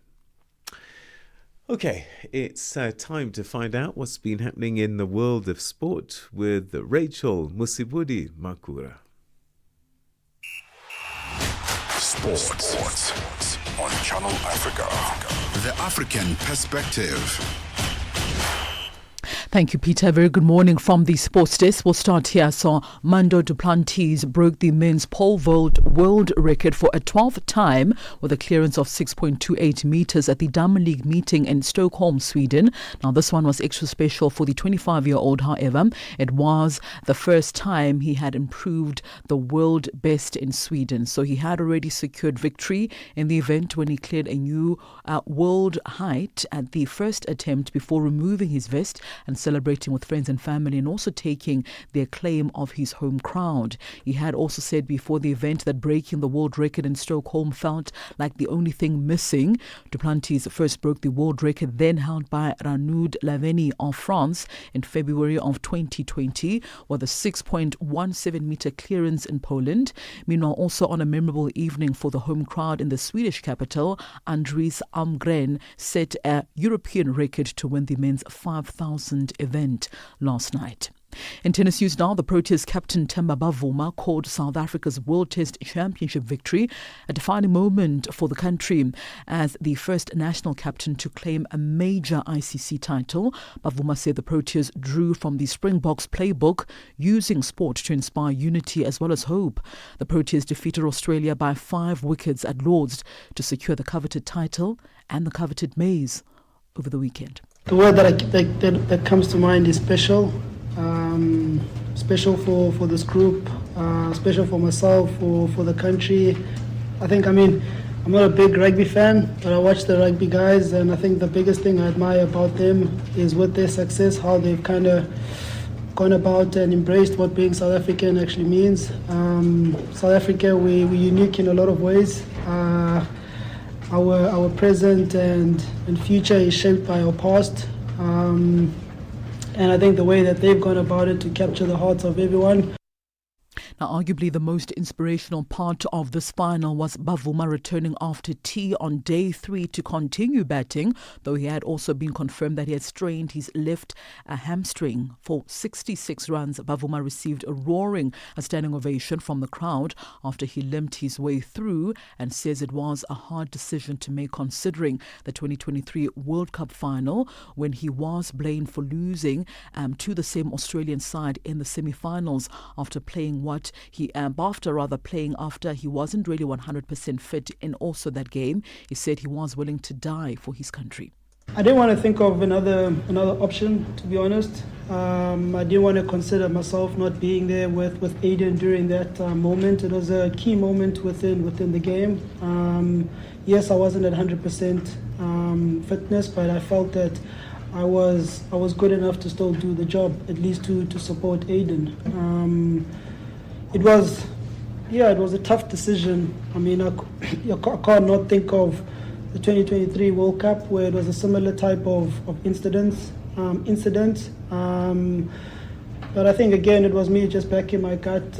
On to rugby news now, injured World Rugby Player of the Year Peter Steve du Toit was released on Sunday from the South African squad preparing for their first major 4 matches of the season, with SA Rugby releasing a statement to this effect on Sunday. The 32-year-old flanker, Locke, also who plays for Japanese club Toyota Verblitz, is among 6 injured players who will not feature against the Barbarians, Italy as well as Georgia from the 28th of June until the 19th of July. Now, props Gerard Steenkamp as well as Ntutugo Mkunu, number 8s Jarno Augustus as well as Cameron Hanekom as well as centre Lucanio Am have also been released due to injuries. Augustus, who joins Ulster next season after helping Northampton Saints reach the Champions Cup final, will be particularly disappointed as he had received his first call-up from the record 4-time Rugby World Cup winners. Now, the statement did not specify what injuries the players have, nor did it indicate when they might be available for selection again, with South Africa set to play 14 matches this year. Now, coach Rassie Rasmus also reduced his squad from 55 to 45 players ahead of the first outing, which is a non-cap exhibition match against the Barbarians in Cape Town on the 28th of this month. Now, after the Barbarians match, South Africa will meet Italy in Pretoria on the 5th of July, and then in Gqeberha on the 14th of July in the Eastern Cape province, and then Georgia in Mbombela in the Mpumalanga Mpumalanga province on the 19th of July. The Springboks will then play 2 Rugby Championship Test matches against Australia, New Zealand as well as Argentina between August as well as October. Now, 2 of those are rather tour matches against France, Italy, Ireland as well as Wales in November complete their schedule.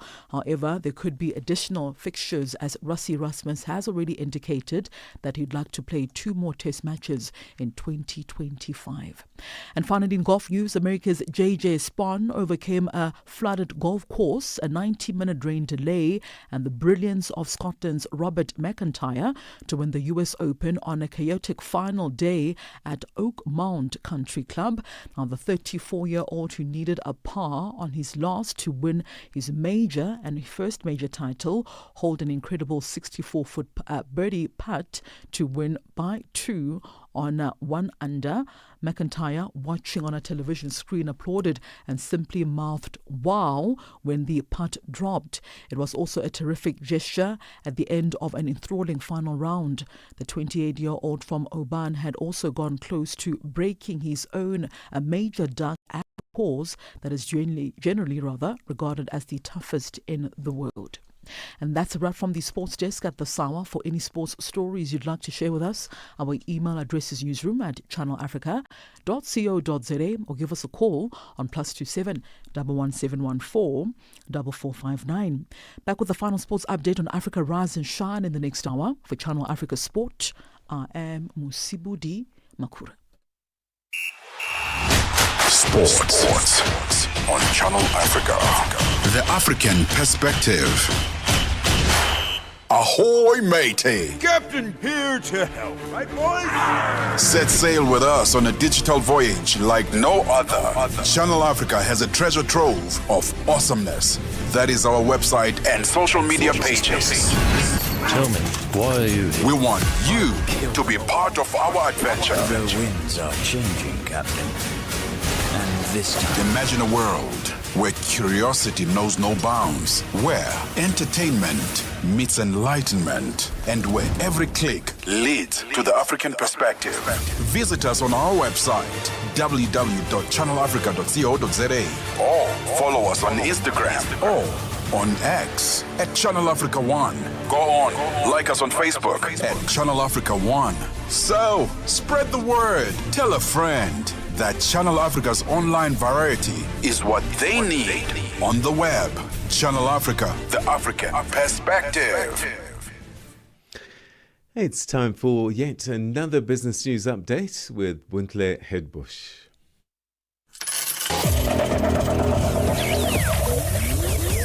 Business news on Channel Africa, the African perspective. Thanks, Peter, and good morning. In the business news this morning, our top story, South African President Cyril Ramaphosa is expected to engage in finding solutions to energy security and issues related to the country's G20 presidency at the G7 Leaders Summit. He's an invited guest to the summit in Kananaskis, Canada. The Prime Minister of Canada, Mark Carney, as G7 president, is expected to seek agreements and coordinated action on several fronts. They include global peace and security, as well as trade. Show Bryce Peace reports. From peace and security, global economic stability and the digital transition, key role players from around the world will gather to discuss at the annual summit, where the war between Israel and Iran will be hard to avoid.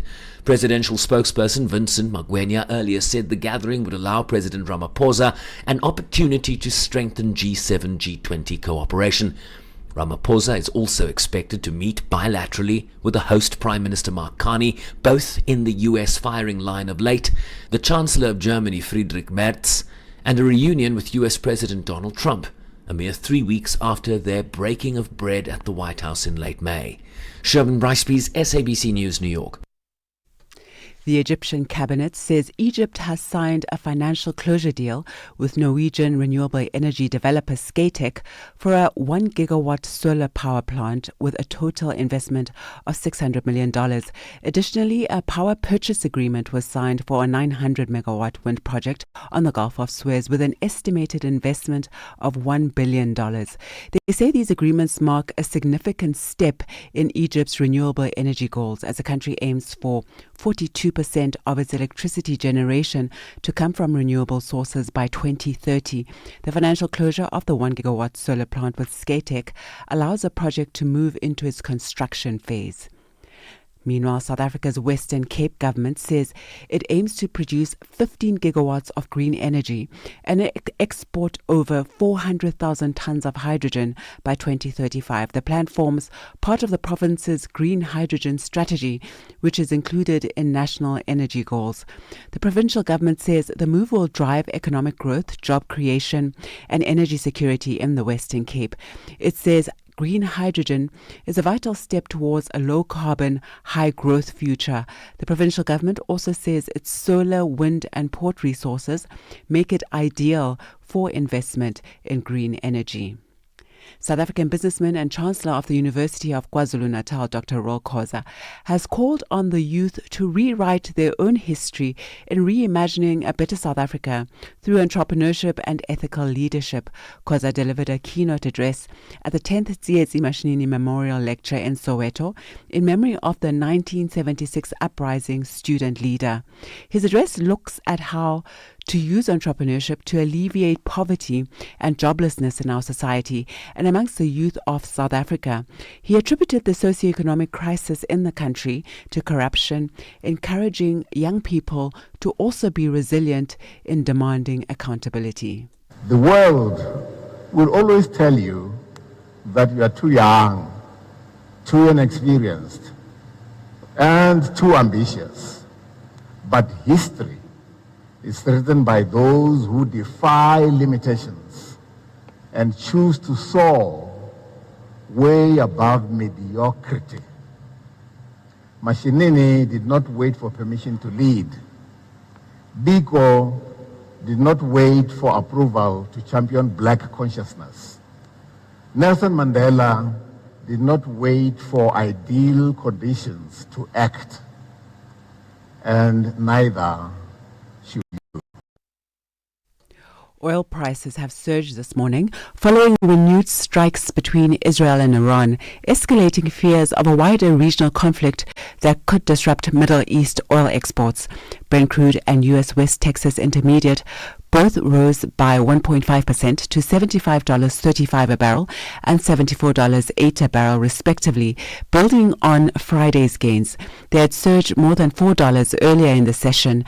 The latest exchange of strikes between Israel and Iran have stoked concerns about disruptions to the Strait of Hormuz, a vital shipping passage. About a fifth of the world's total oil consumption, or some 18 to 19 million barrels per day of oil, condensate and fuel, passes through the strait. Now for a look at our indicators this morning, $1 US in Nigeria is trading at 1,541 naira 94. In Botswana, it's at 13 pula 29. Kenya, the dollar is trading at 128 shilling 48, and in Zambia it's at 24 kwacha 17. Moving to the BRICS countries, $1 in Brazil is trading at 5 real 54. Russia 79 rubles 81. In India it's 85 rupees 72, and China 7 yuan 18. South Africa $1 is trading at 17 rand 93 cents. $1 is trading at 73 pence to the British pound and 86 to the euro. Looking at commodities this morning, gold is trading at $3,432 and platinum at $1,216 per ounce, while the price of Brent crude oil is at $74.75 a barrel. And those are your business news at this hour. For any business stories you'd like to share with us, please send an email to newsroom@channelafrica.co.za or call us on +27 11 714 4459. For Channel Africa Business, I am Bontle Headbush.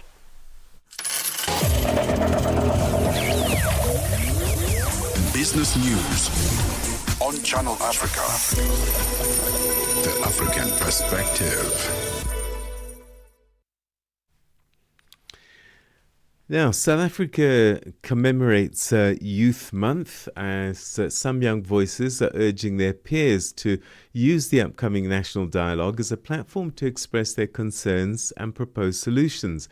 The dialogue announced by President Cyril Ramaphosa aims to reflect on the state of the nation and will culminate in a national convention scheduled for the 15th of August.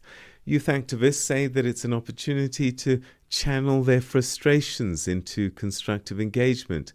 This June marks 49 years since 1976 Soweto uprising, when the students barely protested against apartheid and the imposition, protested against apartheid and the imposition of Afrikaans in schools. Sibatle Muta has more.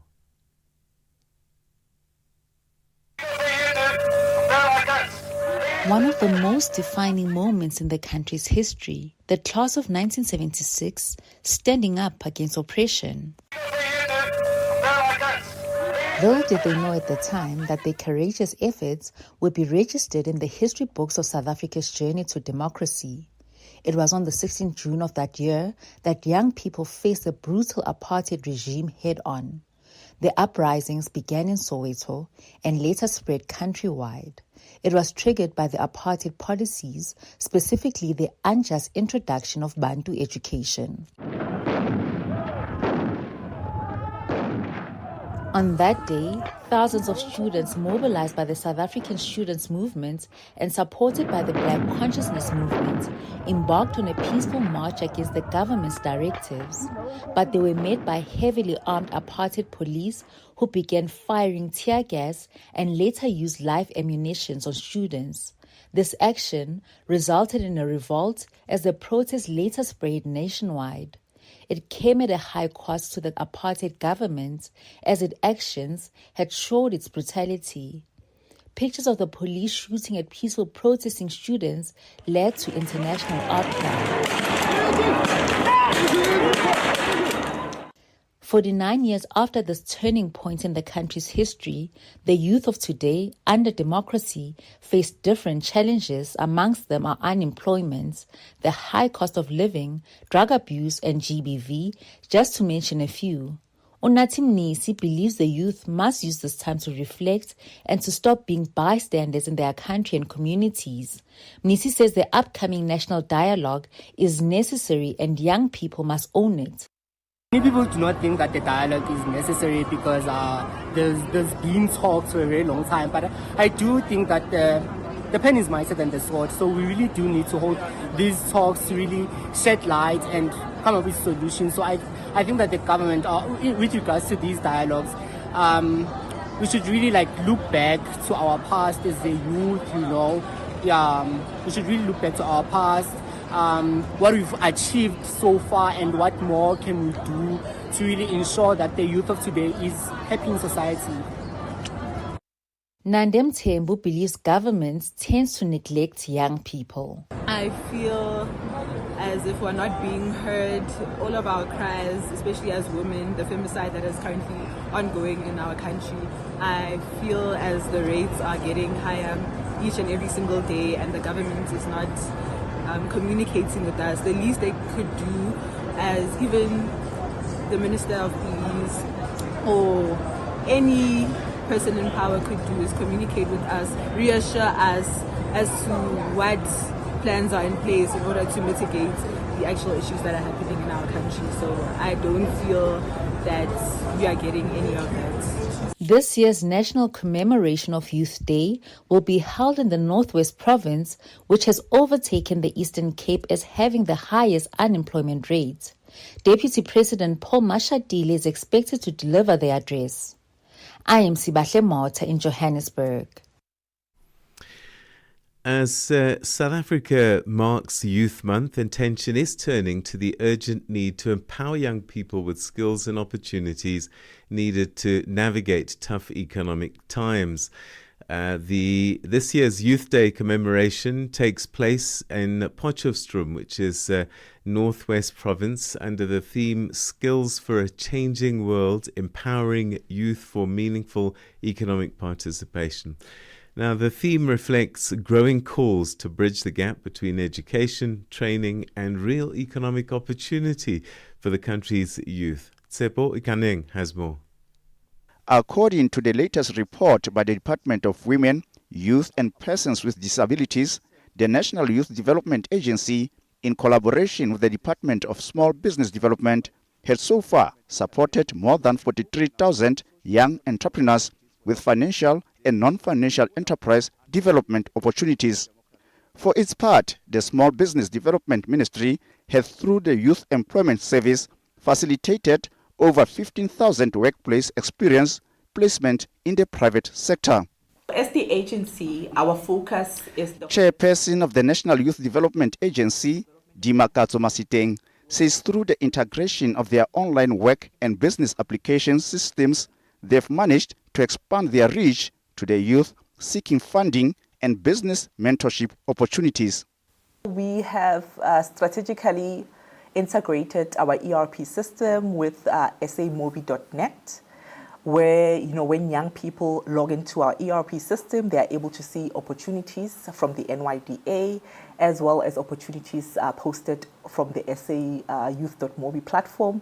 Similarly, when they log in on the other side, they are able to see those opportunities.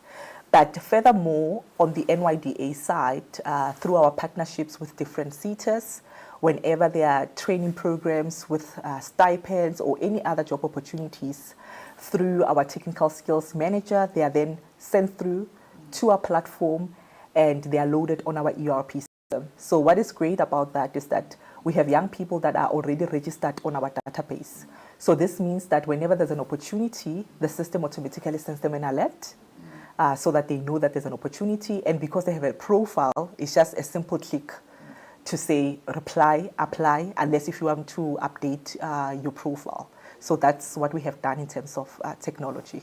And this has really helped us to widen our reach to ensure that we reach as many young people as possible. So far, Revitalized National Youth Service Program has attracted over 80,000 participants. Very crucial. So this information is found in our website. Executive Director of the National Youth Service, Nontsikelelo Makaula, says the initiative has managed to cultivate sustainable earning opportunities for young people. This is part of the Presidential Youth Employment Initiative as launched by the President, having an emphasis on ensuring that young people, move from learning to earning opportunities. What does that mean? It means that we're giving young people an opportunity to first discover themselves, understand themselves better, have a sense of agency in terms of their lives. Whilst they're in the program, they're exposed to a number of activities included in the program. Tebogo Waleng is just one of the beneficiaries of the Youth Empowerment Scheme. She has urged the nation's youth to take up such opportunities and to pursue their entrepreneurship goals. If you are entrepreneurial and you found yourself in a space where you are exposed to the end-to-end part of a business, you're able to run with whatever you've been doing. It gives you the opportunity to actually not only develop your skill, but to gain that confidence. Sometimes when you're unemployed for so long, you actually lose the morale to continue. You start thinking that maybe your degree was worthless or something along those lines. And other times you're discouraged by the stipend that they say they're going to give. But let me tell you, if you go there knowing that you're going to give it your best, you will receive the best from this program. It has worked wonders for me. I encourage anyone, it doesn't matter what you have, as long as you are determined to make a difference, not only in your life, but in the company that you're going to be working, you will be recognized and you will get where you want to get. And in fact, beyond where you want to get. Associate yourself with a guy. As director of Fense Pizzo, similarly shared the same sentiments. For young people, I would say that let's take it seriously and let's only not look at it as learnership, but let's look at it as a way of becoming entrepreneurs in life by getting the injection of that stipend money to generating more money. I think for that, I would say that let's wake up in terms of what and where we see ourselves. Good morning, boys and girls. Greetings, Mr. President. Earlier last week, President Cyril Ramaphosa reaffirmed government's commitment to expand opportunities for the youth to be absorbed into the labor market and for them to be exposed to multiple business empowering opportunities. Tsepo Ikaning, SABC News, Johannesburg. Right, let's take a look at this story now, which takes us to the DRC.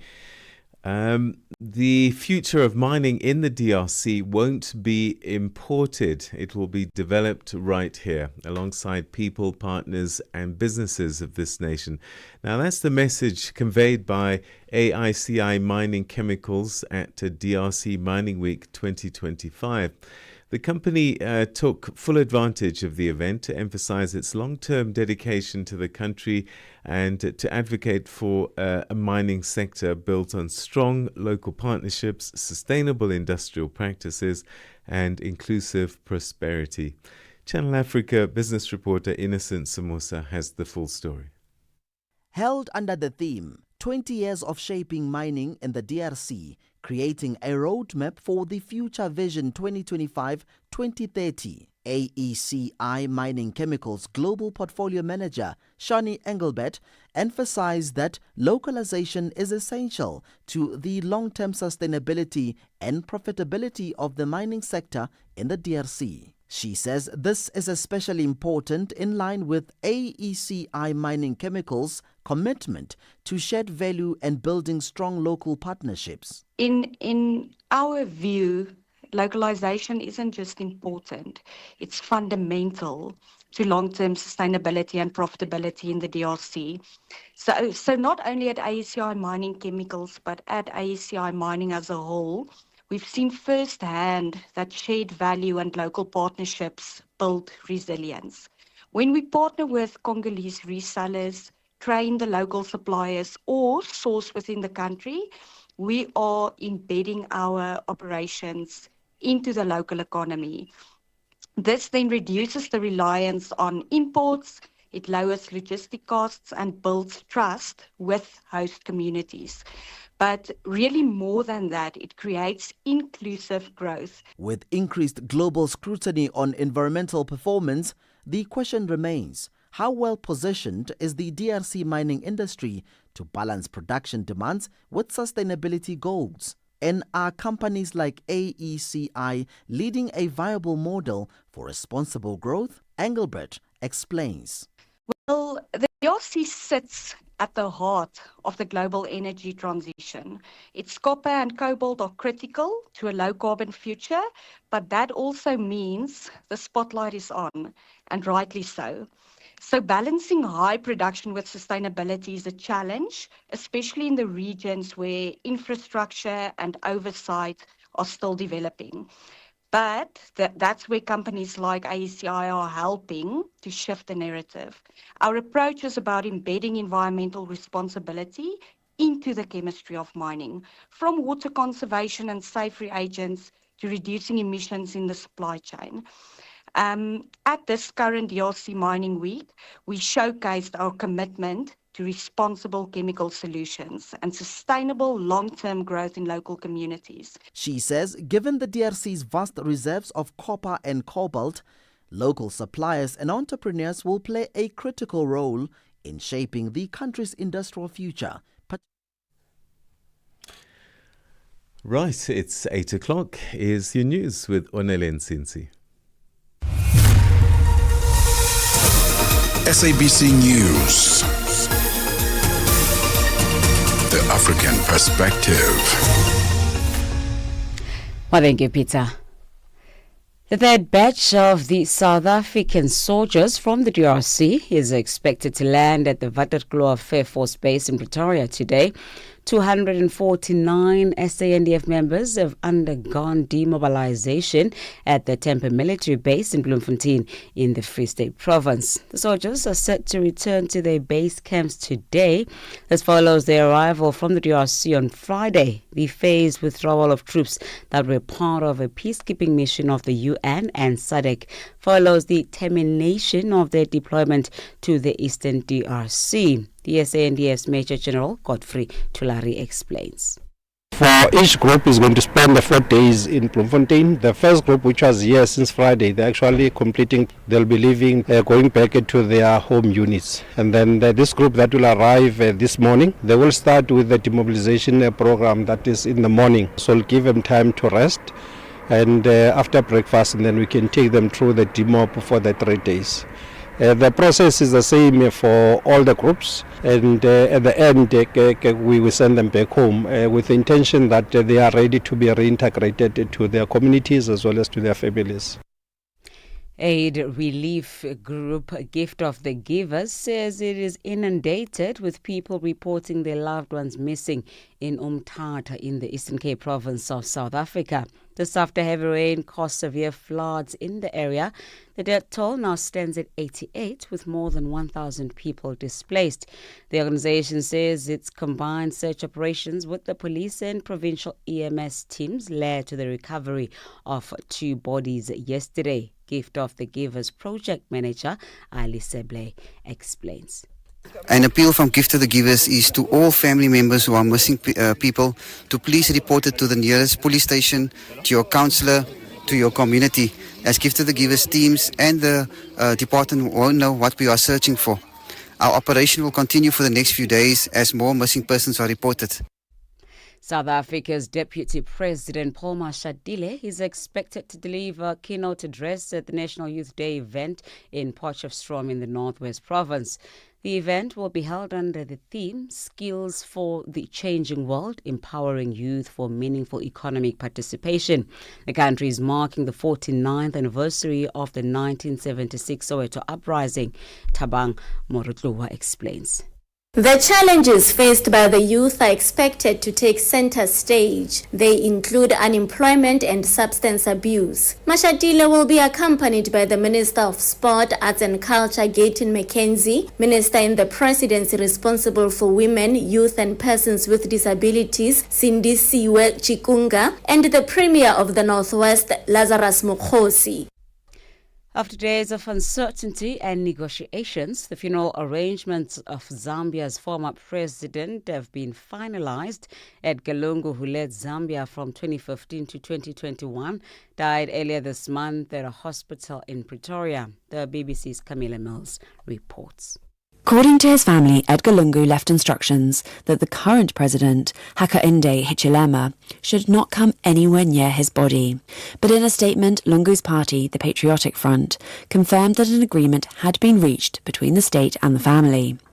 PF said Lungu's body will lie in state at his residence from Thursday, and President Hichilema will preside over the funeral proceedings. The burial is scheduled for Monday, June 23rd. The announcement is likely to bring some closure to supporters and citizens across the country who have been waiting for clarity. Lastly, as hostilities between Israel and Iran enter a 4th day, there have been continued fire exchange overnight. Explosions rocked major cities in Israel, including Tel Aviv and Haifa. The BBC's Hugo Bachega reports. Loud explosions were heard in cities including Tel Aviv and Jerusalem as air defenses intercepted the Iranian missiles, lighting up the night sky. As morning broke, emergency teams were still searching the sites hit. In central Israel, 2 buildings partially collapsed after being struck by a missile. The port city of Haifa in the north was also hit. In Iran, the health ministry says more than 220 people have been killed by the Israeli attacks in the country so far. The recent strikes have gone beyond military targets, hitting government buildings and energy facilities. For any news stories you'd like to share with us, please send us an email to newsroom@channelafrica.co.za or call us +27 11 714 4459. Channel Africa News, I'm Onele Nzinzi. SABC News. The African Perspective. And coming up in your sports news this hour, South Africa's Springbok women's side crowned champions for a 4th time of Africa, and then Angola crowned COSAFA Cup champions after beating South Africa in the final of the COSAFA Cup by 3-0 in the Free State province yesterday. Details of these and other stories at the bottom of the hour. A fresh morning, a fresh perspective. Stay tuned to Rise and Shine on Channel Africa. Now, calls for calm are mounting across the international community as tensions escalate sharply in the Middle East. Israel has launched a series of strikes targeting Iranian nuclear and military installations, claiming that the move is aimed at halting Tehran's alleged efforts to build atomic weapons. The strikes come amid an already volatile regional backdrop, with hostilities heightened since October 2023, when Hamas-led militants launched a deadly assault into southern Israel. In response to fears of Iranian retaliation, possibly involving missiles and drone attacks, Israel has now declared a nationwide state of emergency. Bonolo Maribe reports. Moments ago, Israel launched Operation Rising Lion, a targeted military operation to roll back the Iranian threat to Israel's very survival. This operation will continue for as many days as it takes to remove this threat. For decades, the tyrants of Tehran have brazenly, openly called for Israel's destruction. They've backed up their genocidal rhetoric with a program to develop nuclear weapons. Israel has launched unprecedented strikes on Iran, attacking its nuclear facilities, ballistic missile factories, and military commanders. Israel says it wants to prevent Tehran from building an atomic bomb. However, Iran says its nuclear program is only for peaceful purposes. Director General for the International Atomic Energy Agency, Rafael Grossi, has weighed in on the matter. At present, the competent Iranian authorities have confirmed that the Natanz enrichment site has been impacted and that there are no elevated radiation levels. They have also reported that at present the Esfahan and Fordow sites have not been impacted. This development is deeply concerning. I have repeatedly stated that nuclear facilities must never be attacked, regardless of the context or circumstances. Director of United Nations Information Service in Geneva, Alessandra Vellucci, has called on Iran and Israel to de-escalate the situation.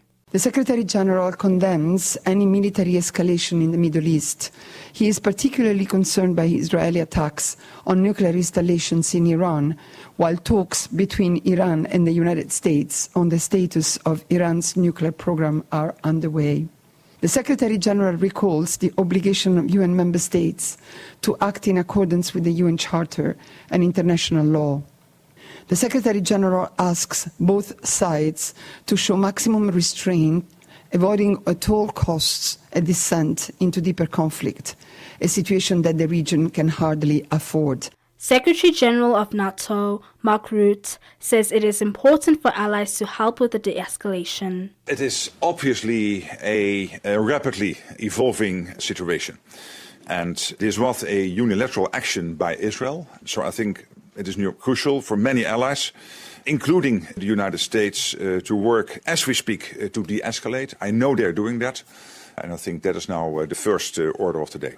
Iranian President Masoud Pezeshkian says several top commanders and 6 nuclear scientists have been killed in the Israeli strikes. We witnessed the savage aggression of the criminal Zionist regime against Tehran and other cities in our country, an attack that led to the martyrdom of a number of children and women, innocent civilians, military commanders and nuclear scientists.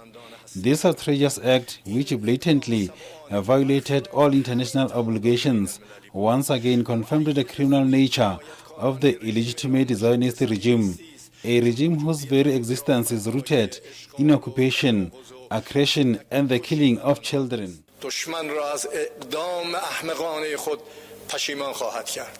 Israel has closed its embassies around the world and has urged citizens to stay alert and not display Jewish or Israeli symbols in public places. This has been the reaction from a resident in Jerusalem. I woke very early and I heard that Israeli army attacked Iran, and I am very happy for this. We are waiting for this, and I love all the soldiers of Israel, Air Force. I've been myself in the army before many, many years, And I just want to say that I bless Israeli army to succeed in this attack. Demonstrators have rallied in Tehran, calling for retaliation against Israeli strikes on Iran. Bonolo Maribe, SABC News, Johannesburg. So tensions in the Middle East have reached a dangerous new level following these Israeli airstrikes that killed the head of Iran's Revolutionary Guard intelligence unit, Mohammad Kazemi, and his deputy. Israel is saying that the strike was aimed at disrupting Iran's nuclear ambitions, whilst Tehran has vowed to retaliate. Now, this escalation comes just as world leaders gather for the G7 summit in Canada, with global powers scrambling to contain a broader regional conflict. Meanwhile, the United States has urged both sides to de-escalate. To unpack these fast-moving developments, we're now joined by Ibrahim Dean, who's an independent political analyst and Middle East North Africa researcher. Ibrahim, always good to talk to you. Thanks so much indeed for joining us. Thanks for having me, Peter. Let's start with this confirmed killing of Mohammad Kazemi and his deputy. How significant are these figures in Iran's intelligence apparatus, and what does their assassination mean for Iran's strategic capabilities? The first part, I think, is that, Iran and the US were supposed to have talks yesterday on the nuclear agreement. Direct talks to try and actually come up with a solution.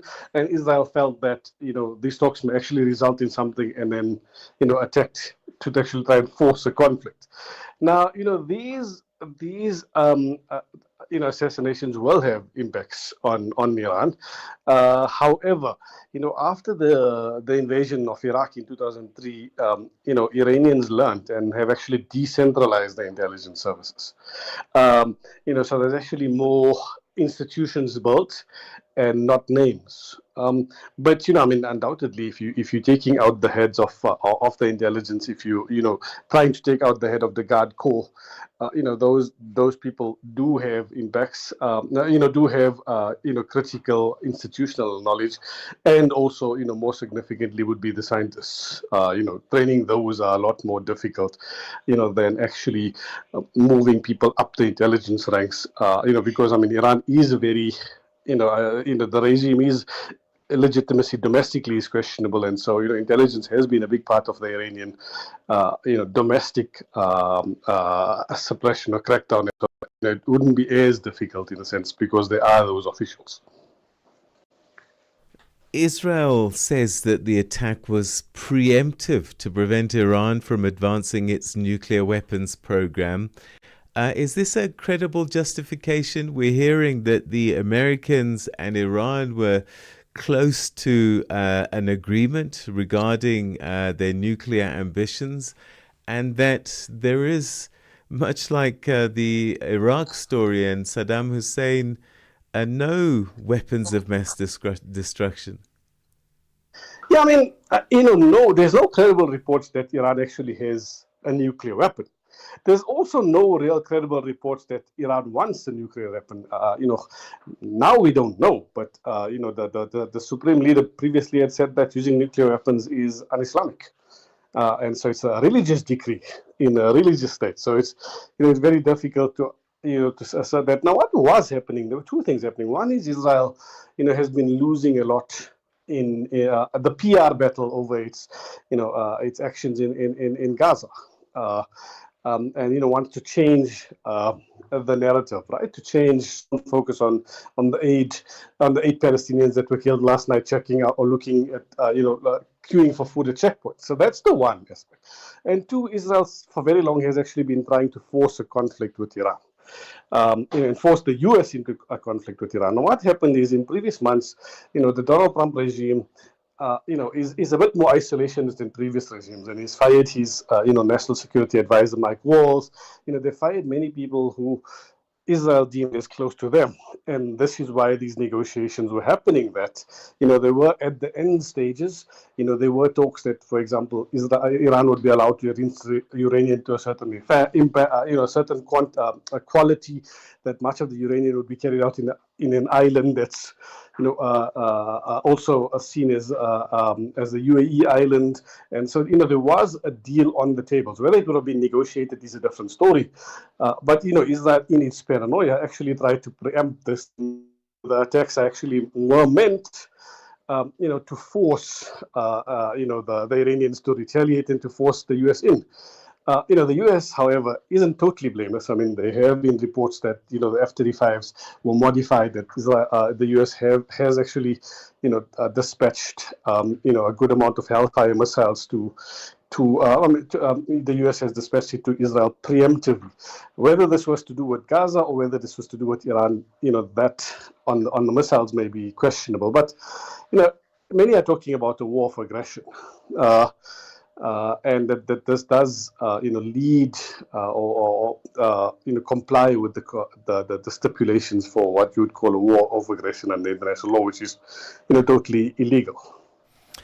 So, Tehran has said that they will respond in kind to the provocation. I guess the big question is, do they have the capability to take on Israel? Yeah, I mean, so what they have shown is that they are, kinks in the Israeli Iron Dome armor. There has been missiles landing in Tel Aviv and Haifa. But, from a pure military capability, no. You just have to look. There's 255 killed in Iran, 19 killed in Israel. It's from a qualitative perspective, Iran doesn't have the capacity. And also, by taking out, senior members of the Guard Corps, you actually do impede, at least in the short term, you do impede, their ability to actually mount a response. Iran's response, one is it has to respond. Two is there's the domestic audience that it's responding to. But, from in a broader perspective, for Iran to actually, really make a big dent in Israel itself, there'll probably have to be a discontent within Israel itself. And as your news report showed, many in Israel, because of, the right-wing nature that has happened in the country over the past years, actually, supporting these attacks. In fact, some of them were even supporting the attacks in Israel because they were on Arabs. So, I guess it's an open secret that a lot of Western nations wouldn't mind a regime change, inverted commas, in Iran.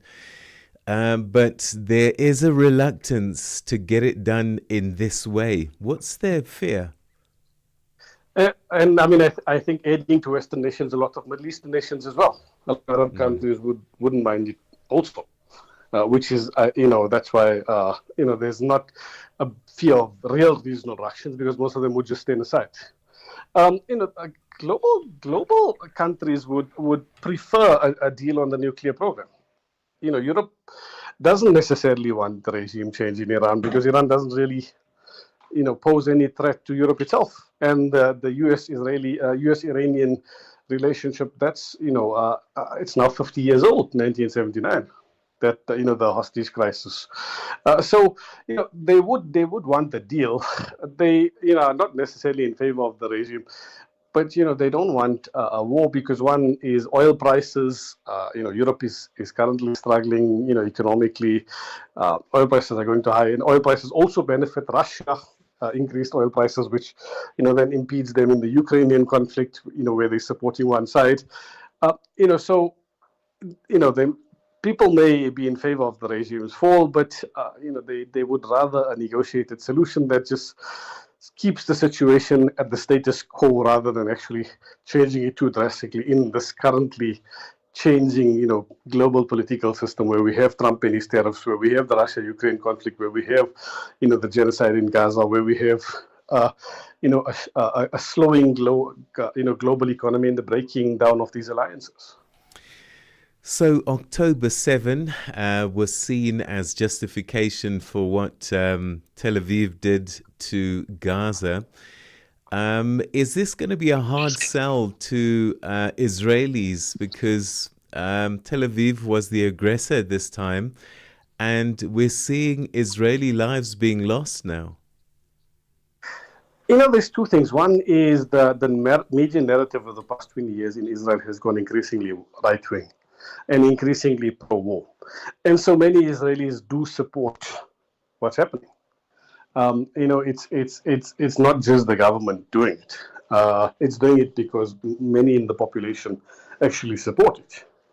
I guess if the conflict endures longer, there may be some opposition, as we slowly started seeing a bit in Gaza, where we start seeing opposition.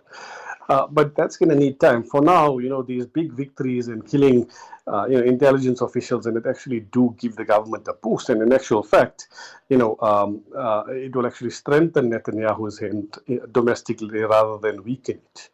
So it's unlikely that domestic pressure is gonna put place pressure on the Israelis to stop it. It would probably be U.S. pressure, not even European pressure that will actually make them stop at the moment. And it's also doubtable whether they would stop now, knowing that Netanyahu is in a sense a war president, and that the only wars are the only way that he'll be able to stay in charge. With the trials coming up on bribery and corruption, he really has a serious chance of going to jail. So the United States calling for calm. At one point, it seemed as if America was encouraging Israel, but has started to pull back and is, we understand, categorically told Netanyahu, you can't kill the Ayatollah. On the other hand, you've got Russia that I think has a relationship with both countries.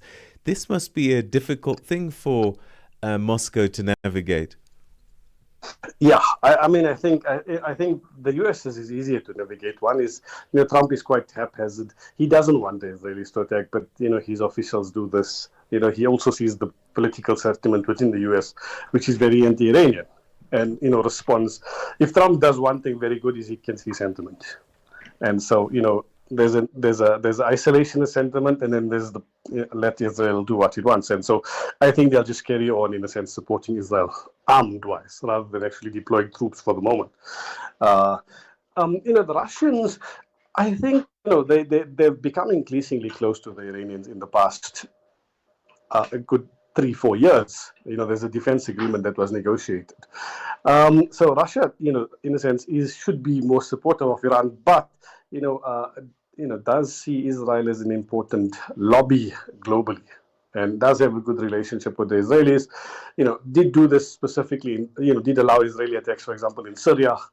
So there is a relationship there, but from a perspective of Russian economy, the conflict may actually benefit Russia, because as oil prices go up, Russia gets more from the sale of its oil. Russia is the second largest OPEC member, behind Saudi Arabia. So, and relies on higher oil prices to actually fund the war effort in Ukraine. So, it's in that pressured situation where its relationship is probably quite close to the Iranians, especially because of the drone technology, the weapons sharing that has happened now over Ukraine, and Iran's support for Russia, but also the need or the realization that higher oil prices benefits it.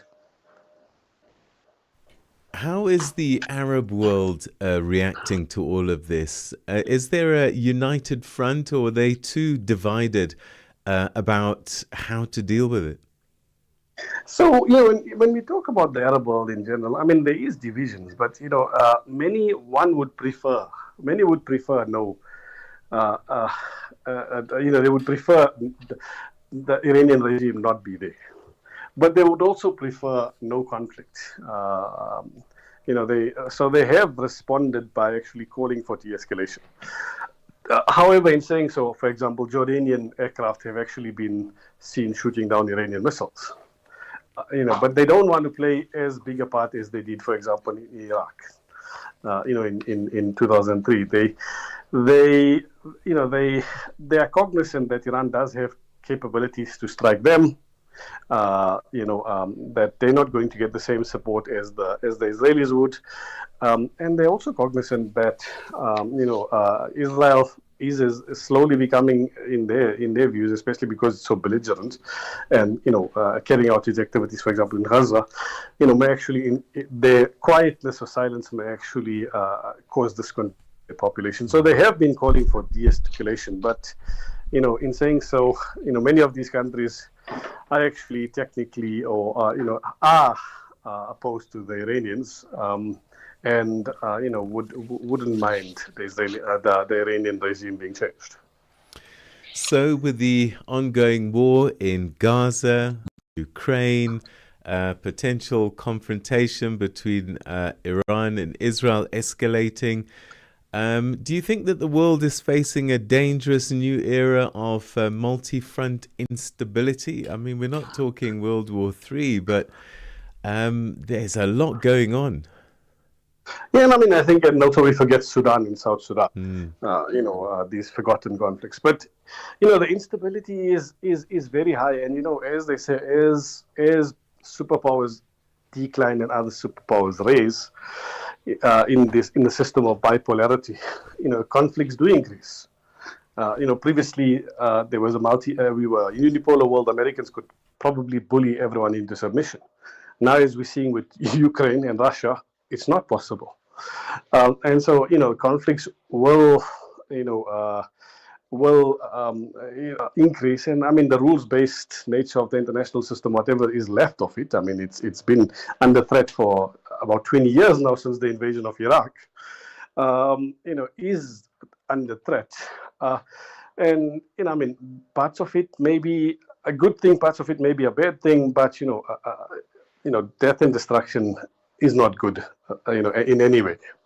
And we need to return to a situation where we empower institutions. But unfortunately, the UN and the UN Security Council, it's now 75 years since its founding, and it's very outdated for the current situation. The global balance of power is very different compared to what it was then. And that lack of global reform and the lack of ability or the inability of institutions to actually, suppress and constrain and, sanction states actually means that, we have the system now where it's kind of it's a very anarchic system where the more powerful rule over the less powerful. Yeah, a lot of viewers and listeners are probably thinking, hang on, what has this got to do with us? We're heavily dependent on energy imports as a continent. I guess there's a fear oil markets may take a hit here. Yeah, from a South African perspective, there's a few things. One is oil is especially as we're trying to grow, we need lower oil prices. And much of our oil comes from the region, especially if you're South Africa. So that's the one issue. But two is also Iran is a member of BRICS Plus. And so it directly relates to, to the global geopolitical alternative that we actually, as South Africa, and in a sense as Africa, trying to create. And so it's an attack in a sense on. The Israeli attack is an attack on the status quo. Is an attempt to ensure conflict, to actually ensure that the status quo in terms of a U.S. hegemonic system remains, and that's not. Our continent's intentions, ambitions, aspirations. We actually want reform. And that's why we formed this alternative bloc, and the attack is on that bloc. We see this with Russia. Even though Russia had invaded Ukraine, I think that we can't deny that. So there is that this year, via this, there is an attempt to actually undermine, or will undermine BRICS Plus if there's no real response. We've run out of time, but very briefly, if this doesn't get settled within days, could it become another Ukraine and go on and on and on? I don't think the Iranians have the capacity to carry on for long enough. I think what it will do is, if it doesn't get settled properly, it allows Israel and basically green lights Israel to do what it wants to in the region. Where we saw it went into Lebanon, there was no no consequence. It's been going into Yemen, no consequence. It's went into Syria, and it's been also carrying on going into Syria, no consequence. So it basically empowers the Israelis, to do what they want to do. I don't think there's fears of it becoming a Russia-Ukraine, unless, of course, the Israelis then send in troops, aimed at regime change, and it's not just airstrikes, because then the two countries are not next to each other. So it's a bit more difficult to do so. But if we see troop deployments, then there is a risk that it becomes a much bigger conflict. But until then, it's been largely contained in the sense to missiles and airstrikes, which are deadly but not necessarily regime threatening. Ibrahim, always great talking to you. Thank you so much indeed for your deep insights on this region and the issues at hand. Thanks for your time. Thanks for having me. That's Ibrahim Dean, who's an independent political analyst and Middle East North Africa researcher, making sense of these developments in the Middle East, Israel versus Iran, and the escalating tensions in the region in general. It's time for your sports. Good morning once again to Musibudi, Rachel Makura. Sports on Channel Africa. The African perspective. Thank you, Peter. Good morning once again from the sports desk. Now, Springbok women coach Frenzel September says the team displayed an impressive performance to help clinch their fourth Rugby Africa Women's Cup title.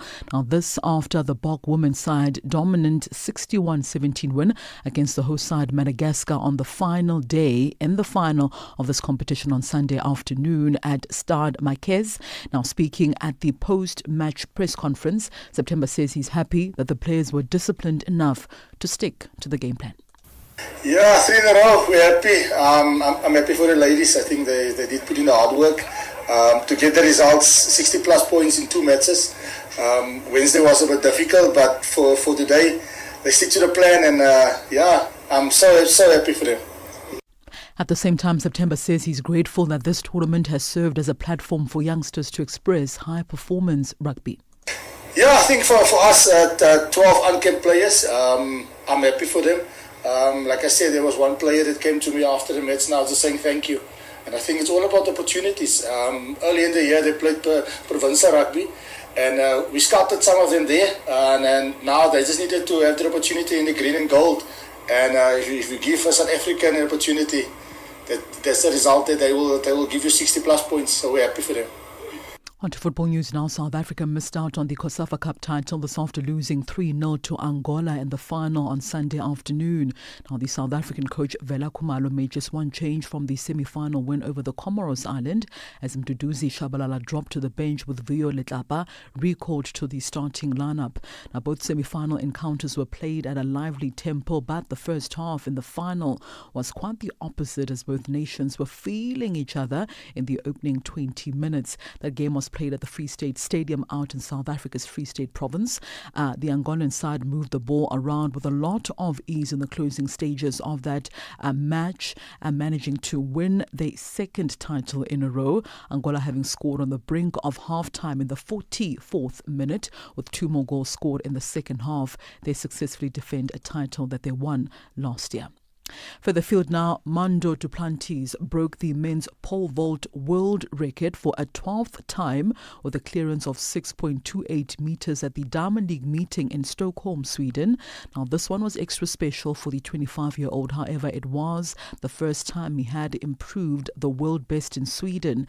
He had already said he had already secured a victory in the event when he cleared a new record height at the first attempt before removing his vest, celebrating with his family and friends, and also taking acclaim of his home crowd. He had also said before the event that breaking a world record in Stockholm in his home event would feel would feel special to him, as saying that it was the only thing missing for him to do. Duplantis also first broke the world record then held by Ranud Laveni of France in February of 2020 with a 6.17 meter clearance in Poland. On a memorable evening as well for the home crowd in the Swedish capital. Andries Almgren set a European record to win the men's 5,000 event. And finally, in golf news, America's J.J. Spaun overcame a flooded golf course, a 90-minute rain delay, as well as the brilliance of Scotland's Robert McIntyre to win the US Open on a chaotic final day at the Oakmount Country Club. The 34-year-old, who needed a par on the last to win his first major, hold an incredible 64-foot birdie, a putt to win by 2 on 1 under par. McIntyre, watching on a television screen, applauded and simply mouthed "wow" when the putt dropped. It was also a terrific gesture at the end of an enthralling final round. The 28-year-old from Oban had gone close to breaking his own major duck at a course that is generally regarded as the toughest in the world. It's a wrap from the sports desk at the Sawa. For any sports stories you'd like to share with us, our email address is newsroom@channelafrica.co.za, or call us on +27 11714 4459. The time has just gone 8:37 a.m. Central African time. I'm back with more sports news in the next hour with the On The Move team for Channel Africa Sport. I am Musibudi Makura. Sports on Channel Africa. The African Perspective. África. Conhece o Ntivani? Claro que sou eu. O Ntivani é o amante da música de corpo e alma. Eu amo música africana. Ele aprecia todos os tipos de melodias e passa os seus dias a ouvir a Channel Africa. Adivinha só, a Channel Africa quer ajudar o Ntivani e os amantes da música em todo o lado a descobrir ainda mais música incrível. Por isso, a Channel Africa está a convocar artistas africanos a submeterem as suas músicas.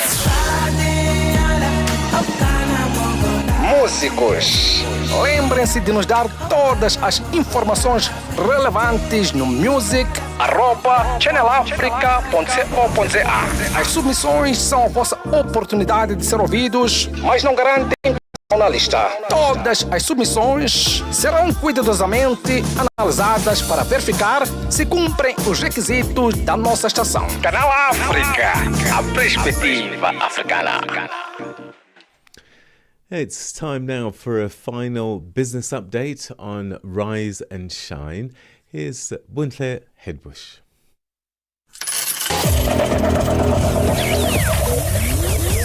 Business news on Channel Africa.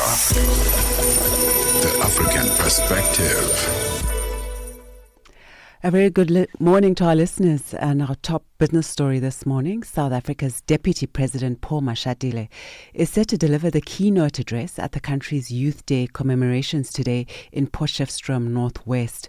But it's business as usual for some of the youth from Ikageng Township, who say they will not be attending the National Youth Commemoration as it will not address their challenges. They complain about the surge in unemployment rate, and believe that the annual events like this one never yield any positive results. For us to attend this, it's also resulting to matters not being resolved anytime soon. So whether we attend, we don't attend, get fun, I don't want to lie. I don't think they bring any change because now we get to listen to what they promise us, but we never get the opportunities that they say they're going to give us, you understand. No, and now we're dealing with more of bribery wherever we go, and some of us are unprivileged. The Egyptian cabinet says Egypt has signed a financial closure deal with Norwegian renewable energy developer Skatek for a 1 gigawatt solar plant with a total investment of $600 million. Additionally, a power purchase agreement was signed for a 900 megawatt wind project in the Gulf of Suez with an estimated investment of $1 billion. They say these agreements mark a significant step in Egypt's renewable energy goals as the country aims for 42% of its electricity generation to come from renewable sources by 2030. South African President Cyril Ramaphosa is expected to engage in finding solutions to energy security and issues related to the country's G20 presidency at the G7 Leaders Summit. He's an invited guest to the summit in Kananaskis, Canada. The Prime Minister of Canada, Mark Carney, as G7 president, is expected to seek agreements and coordinated action on several fronts. They include global peace and security as well as trade. Show Bryce Peace reports. From peace and security, global economic stability and the digital transition, key role players from around the world will gather to discuss at the annual summit, where the war between Israel and Iran will be hard to avoid. Presidential spokesperson Vincent Magwenya earlier said the gathering would allow President Ramaphosa an opportunity to strengthen G7 G20 cooperation. Ramaphosa is also expected to meet bilaterally with the host Prime Minister Mark Carney, both in the US firing line of late, the Chancellor of Germany Friedrich Merz, and a reunion with US President Donald Trump, a mere 3 weeks after their breaking of bread at the White House in late May. Sherman Brycepees, SABC News, New York. The European Union President Antonio Costa says Europe and the United States should focus on how the bloc takes more responsibility for its defense rather than creating economic uncertainty through trade tensions. Speaking to reporters with European Commission President Ursula von der Leyen ahead of a gathering of G7 leaders in the Canadian Rockies, Costa said the 2 days of meetings provide an opportunity to talk about some problems between the allies and friends. Costa says the main issue between Europe and the United States is European defense, and this is what the focus should be. Trump's haphazard imposition of tariffs across the world has created uncertainty among key U.S. allies and raised pressure on the global economy. And oil prices have surged this morning following renewed strikes between Israel and Iran, escalating fears of a wider regional conflict that could disrupt Middle East oil exports. Brent crude and U.S. West Texas Intermediate both rose by 1.5% to $75.35 a barrel and $74.08 a barrel, respectively, building on Friday's gains. They had surged more than $4 earlier in the session. The latest exchange of strikes between Israel and Iran have stoked concerns about disruptions to the Strait of Hormuz, a vital shipping passage. About a fifth of the world's total oil consumption, or some 18 to 19 million barrels of oil per day, condensate and fuel passes through the strait. And now taking a look at our financial indicators this morning, $1 US in Nigeria is trading at 1,541 naira 94. In Botswana, it's 13 pula 29. Kenya, the dollar is trading at 128 shilling 48. And in Zambia, it's at 24 kwacha 17. Moving to the BRICS countries, $1 in Brazil is trading at 5 real 54. Russia, 79 rubles 81. India, it's at 85 rupees 72. China, 7 yuan 18, and South Africa, $1 is trading at 17 rand 93 cents. $1 is trading at 73 pence to the British pound and 86 to the euro. Looking at commodities this morning, gold is trading at $3,432 and platinum at $1,216 per ounce, while the price of Brent crude oil is at $74.75 a barrel. And those are the business news at this hour. For any business stories you'd like to share with us, please send us an email to newsroom@channelafrica.co.za or call us on +27 11 714 4459. For Channel Africa Business, I am Bontle Hedbush.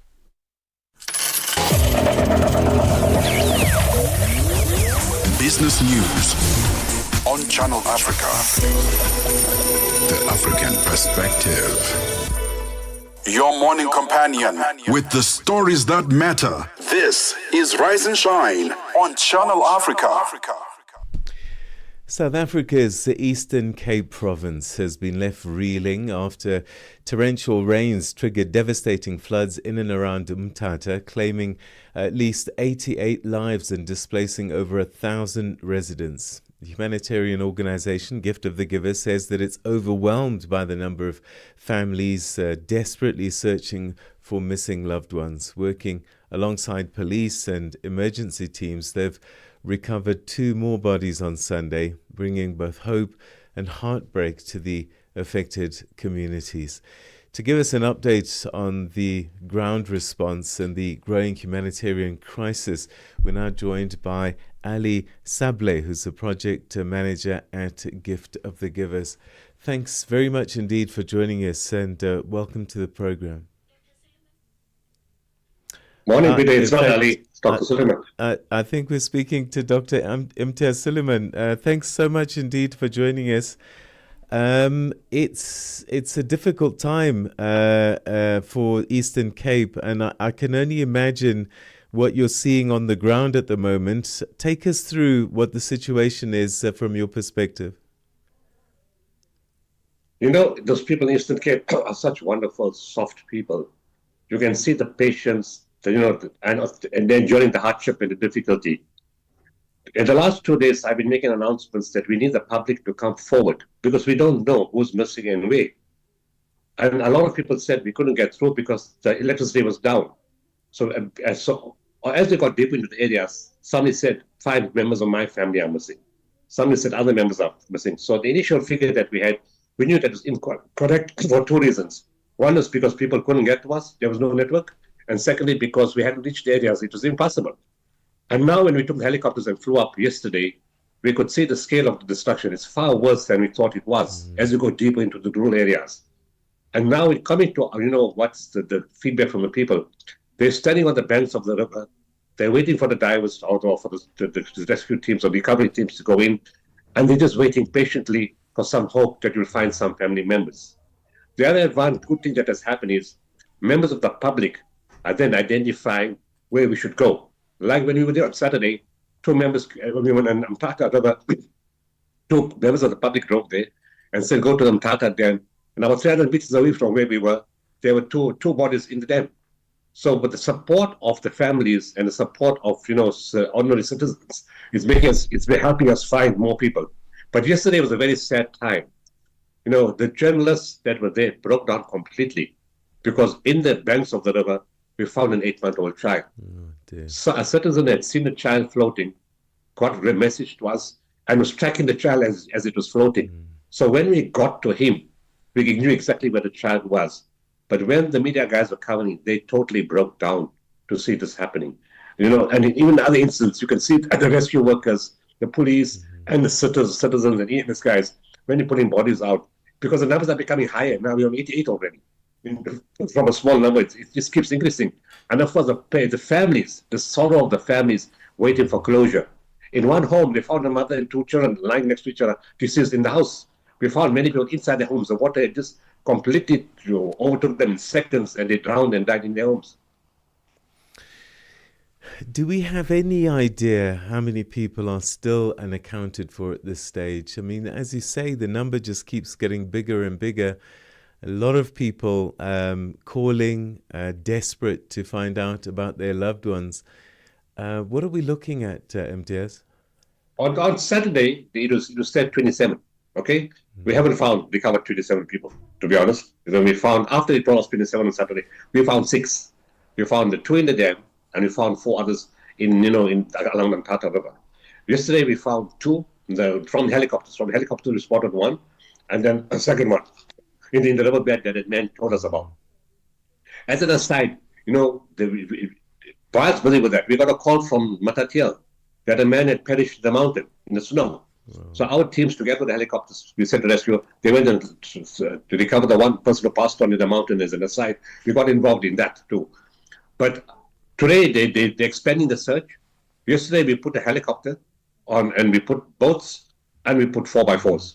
So, and of course, people are walking along the river banks. So we've got 4 processes now. Helicopters, boats, 4x4s, and walking along the river banks. And we think that today, more bodies are going to be identified as we go along, covering a much wider area. I'm getting a sense that this is one of those kinds of emergencies that's just stretching your resources. Are you able to cope? Are you being stretched beyond capacity? No, Peter, this is not something new to us. We're doing this for 35 years. Myself personally, an organization for 32 years. My teams are highly skilled. We've had floods in SA in different provinces at the same time. In the Western Cape, in Eastern Cape, in Kariga, in Gqeberha, in Namdazan, in East London. And so we spread teams across. In 2019, we were involved in Cyclone Idai in Mozambique, Malawi, Zimbabwe, and Devon, and it was huge. Here, the vastness of the area is a challenge, and the guys are getting exhausted. We brought in the first team on Wednesday afternoon. We brought in the second team on Friday. We're preparing to bring in a third team to augment and support the SAPS and the EMS. We're working together with them. And, of course, they've put the helicopter at our disposal for as long as we want it. We've got our own boats, and we've got 4x4s. The police have come with 4x4s. So in terms of equipment, it's sufficient. In terms of manpower, because it's exhausting, it's not high river. So to walk through thick mud is far more exhausting and tiring. Unlike when you see bodies in water levels are high. So we have to maybe bring the extra teams. That's the one aspect. The second aspect is, as we're finding more and more people from the scene from the helicopter, there's more people need help. In Butterworth right now, this is Antata. In Butterworth alone, there's 1,441 people completely displaced. They can't go back to their homes. It's high risk. The roofs are gone, the walls are gone. It's dangerous. The buildings will fall on them. So they can't stay there anymore. Now what's happening, we were feeding 2,000 people hot meals daily in the halls in Butterworth, and the same thing in Tata. That's going to go up to 3,000 each now on both sides. People from the homes themselves who can't stay there, but there are other people who are in their own homes, but they've got no electricity and no water. So they can't cook. So they're also coming to the halls, and we'll be catering for them. In addition to that, we need hygiene packs, personal hygiene kits, diapers, sanitary pads, mattresses, blankets, and we even rolled out 603 food parcels already. So those are okay in their homes. Dr. Imtiaz Suleiman, we're going to have to leave it there, but thank you very, very much indeed, always for the work that you're doing. And it's a difficult one, but thank you so much for never tiring. Thank you so much. Thanks, Peter. That's Dr. Imtiaz Suleiman, founder and lead of Gift of the Givers, with the important work that they're doing in the Eastern Cape. Now, with gender-based violence continuing to plague communities across the SADC region, a Southern African theatre group is turning to the stage to drive awareness and change. The Wushwini Pan-African Centre for Arts, Culture and Heritage, based in KwaZulu-Natal, brought its hard-hitting one-man show to audiences in Francistown, in Botswana's second largest city, on Friday night. The production, performed by Tefo Paya and directed by arts mentor Jerry Pue, forms part of a regional tour aimed at confronting GBV through storytelling. Channel Africa's Shingirai Madondo has more from Francistown. Taking the gender-based violence or GBV boo by the horns through the play Tsika, as it's one name that can be loosely translated bloodline or vein, Tifo Paya's one-man show was a marvel to watch, lamenting the current generation of men that does not respect the women folk, children and the general members of the community. Paya remembers what his great-grandfather used to tell him about being a great man who protects his family and children. I had a special bond with my great-grandfather because I was the only son, the only male who carried his bloodline. Apparently when I was born, he was so happy and he named me Mfana Ndoro, the boy who was to become a man who can carry on his legacy. So when he raised me, he always tried to instill all that wisdom, all that he knew. He says, men from his time were men who wielded spears to protect and to serve their people. Not the men of today who wield spears only to pierce wounds that give birth to fatherless children. Oh, he said. And he said, I must not be like that. At this stage, the audience was left in tears. The play was too emotional and powerful, as the realities of GBV were laid bare on the stage, depicting the rude transpirations happening to women. Recent data from Gender Links, a leading Southern African women's rights organization whose work has been widely acclaimed across the continent, reviews alarming statistics. According to the organization, 35.5% of women in South Africa have experienced physical or sexual violence, while 15 out of the 16 Southern African Development Community of SADC countries failed to meet the minimum standards for eliminating human trafficking. Poye, the founder of the KZ government-sponsored and supported Wishwin Pan-African Center for Arts, Culture and Heritage, said the plan is to go all over Africa to spread the anti-GBV messages in order to nip the scourge in the bud. We are here to try and share the GBV issues because our plan is to go all over Africa to kill men, but more than anything, to make them to start talking. We started in Arts Cape. From Arts Cape, we went to Mangau, and from Mangau, we are here today. And then we are going back to Gaborone on Saturday, and then from there we go to Namibia. Then we go back to South Africa, and then take a pause. Next year we're also going to take other 3 countries until we are able to reach all parts of our continent. Gaune Majere, the mayor of the Francistown City Council FCC, was amongst the audience that watched the devastating act held at John McCain's private school home. He said the players jolted him to start planning around forming platforms for men to have opportunities of speaking about the challenges they are facing on a daily basis, leading them into becoming monsters, resulting in them killing women and children. We as a community or the leaders or the government, we need to do something about this, because if we can't make sure that we change the way men think they are, there is no how we can develop our country. For us to develop the country, for us to develop our cities, we need to make sure that we turn from that behavior that have been displayed by men to a behavior of being responsible. Katlaho Kero Majaha, a student at John McCain's private school and a member of the school's drama group, challenged the peers to consider acting in order to make a difference in the society through play. I encourage more young people to go into drama, to go into the arts, painting, writing, drawing, speaking, poetry. Guys, let's get out there. Let's do this. Drama is for everyone. Art is for everyone. We are all creative. For her part, a psychologist and the guiding and counseling expert, Tumi Sidimo, saying the psychological impact of GBV on young children is overwhelming. It's very important for us to realize this is more deep-rooted than it meets the eye.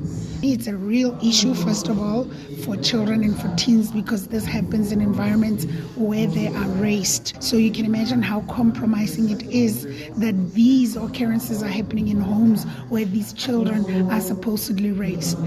SADC considers GBV as a critical area of concern and recognizes the prevention and reduction of GBV as a catalyst for attaining an environment conducive for peace and security in the SADC region. When referring to gender-based violence, SADC recognizes that the discussion is not just about the act of violence, but also about education and prevention, as well as victim assistance. Reporting for Channel Africa from Francistown here in Botswana's second largest city, this is Ashingra Matondo. And with that report, that's how we come to the end of today's edition of Rise and Shine. Join us again tomorrow morning, bright and early, 6 a.m. Central African time. And my partner in crime, Asanda Beda, will be back. She had a long weekend. Today is a public holiday in South Africa, and it's really in commemoration of the sacrifices made by the youth of the 1970s, 1976 in particular. Whilst people remember what happened in Soweto, actually the protests continued for some days after that around the country. So there were more victims in other parts of the country that often don't get talked about. Well, today we are commemorating all of those efforts, starting with what happened in Soweto on June the 16th, 1976. From me and the team, have an awesome day. It's 9 o'clock, which means it's time for your news with Ornella Nsinsi. SABC News. The African Perspective. Thank you, Peter. Looking at your top stories, all these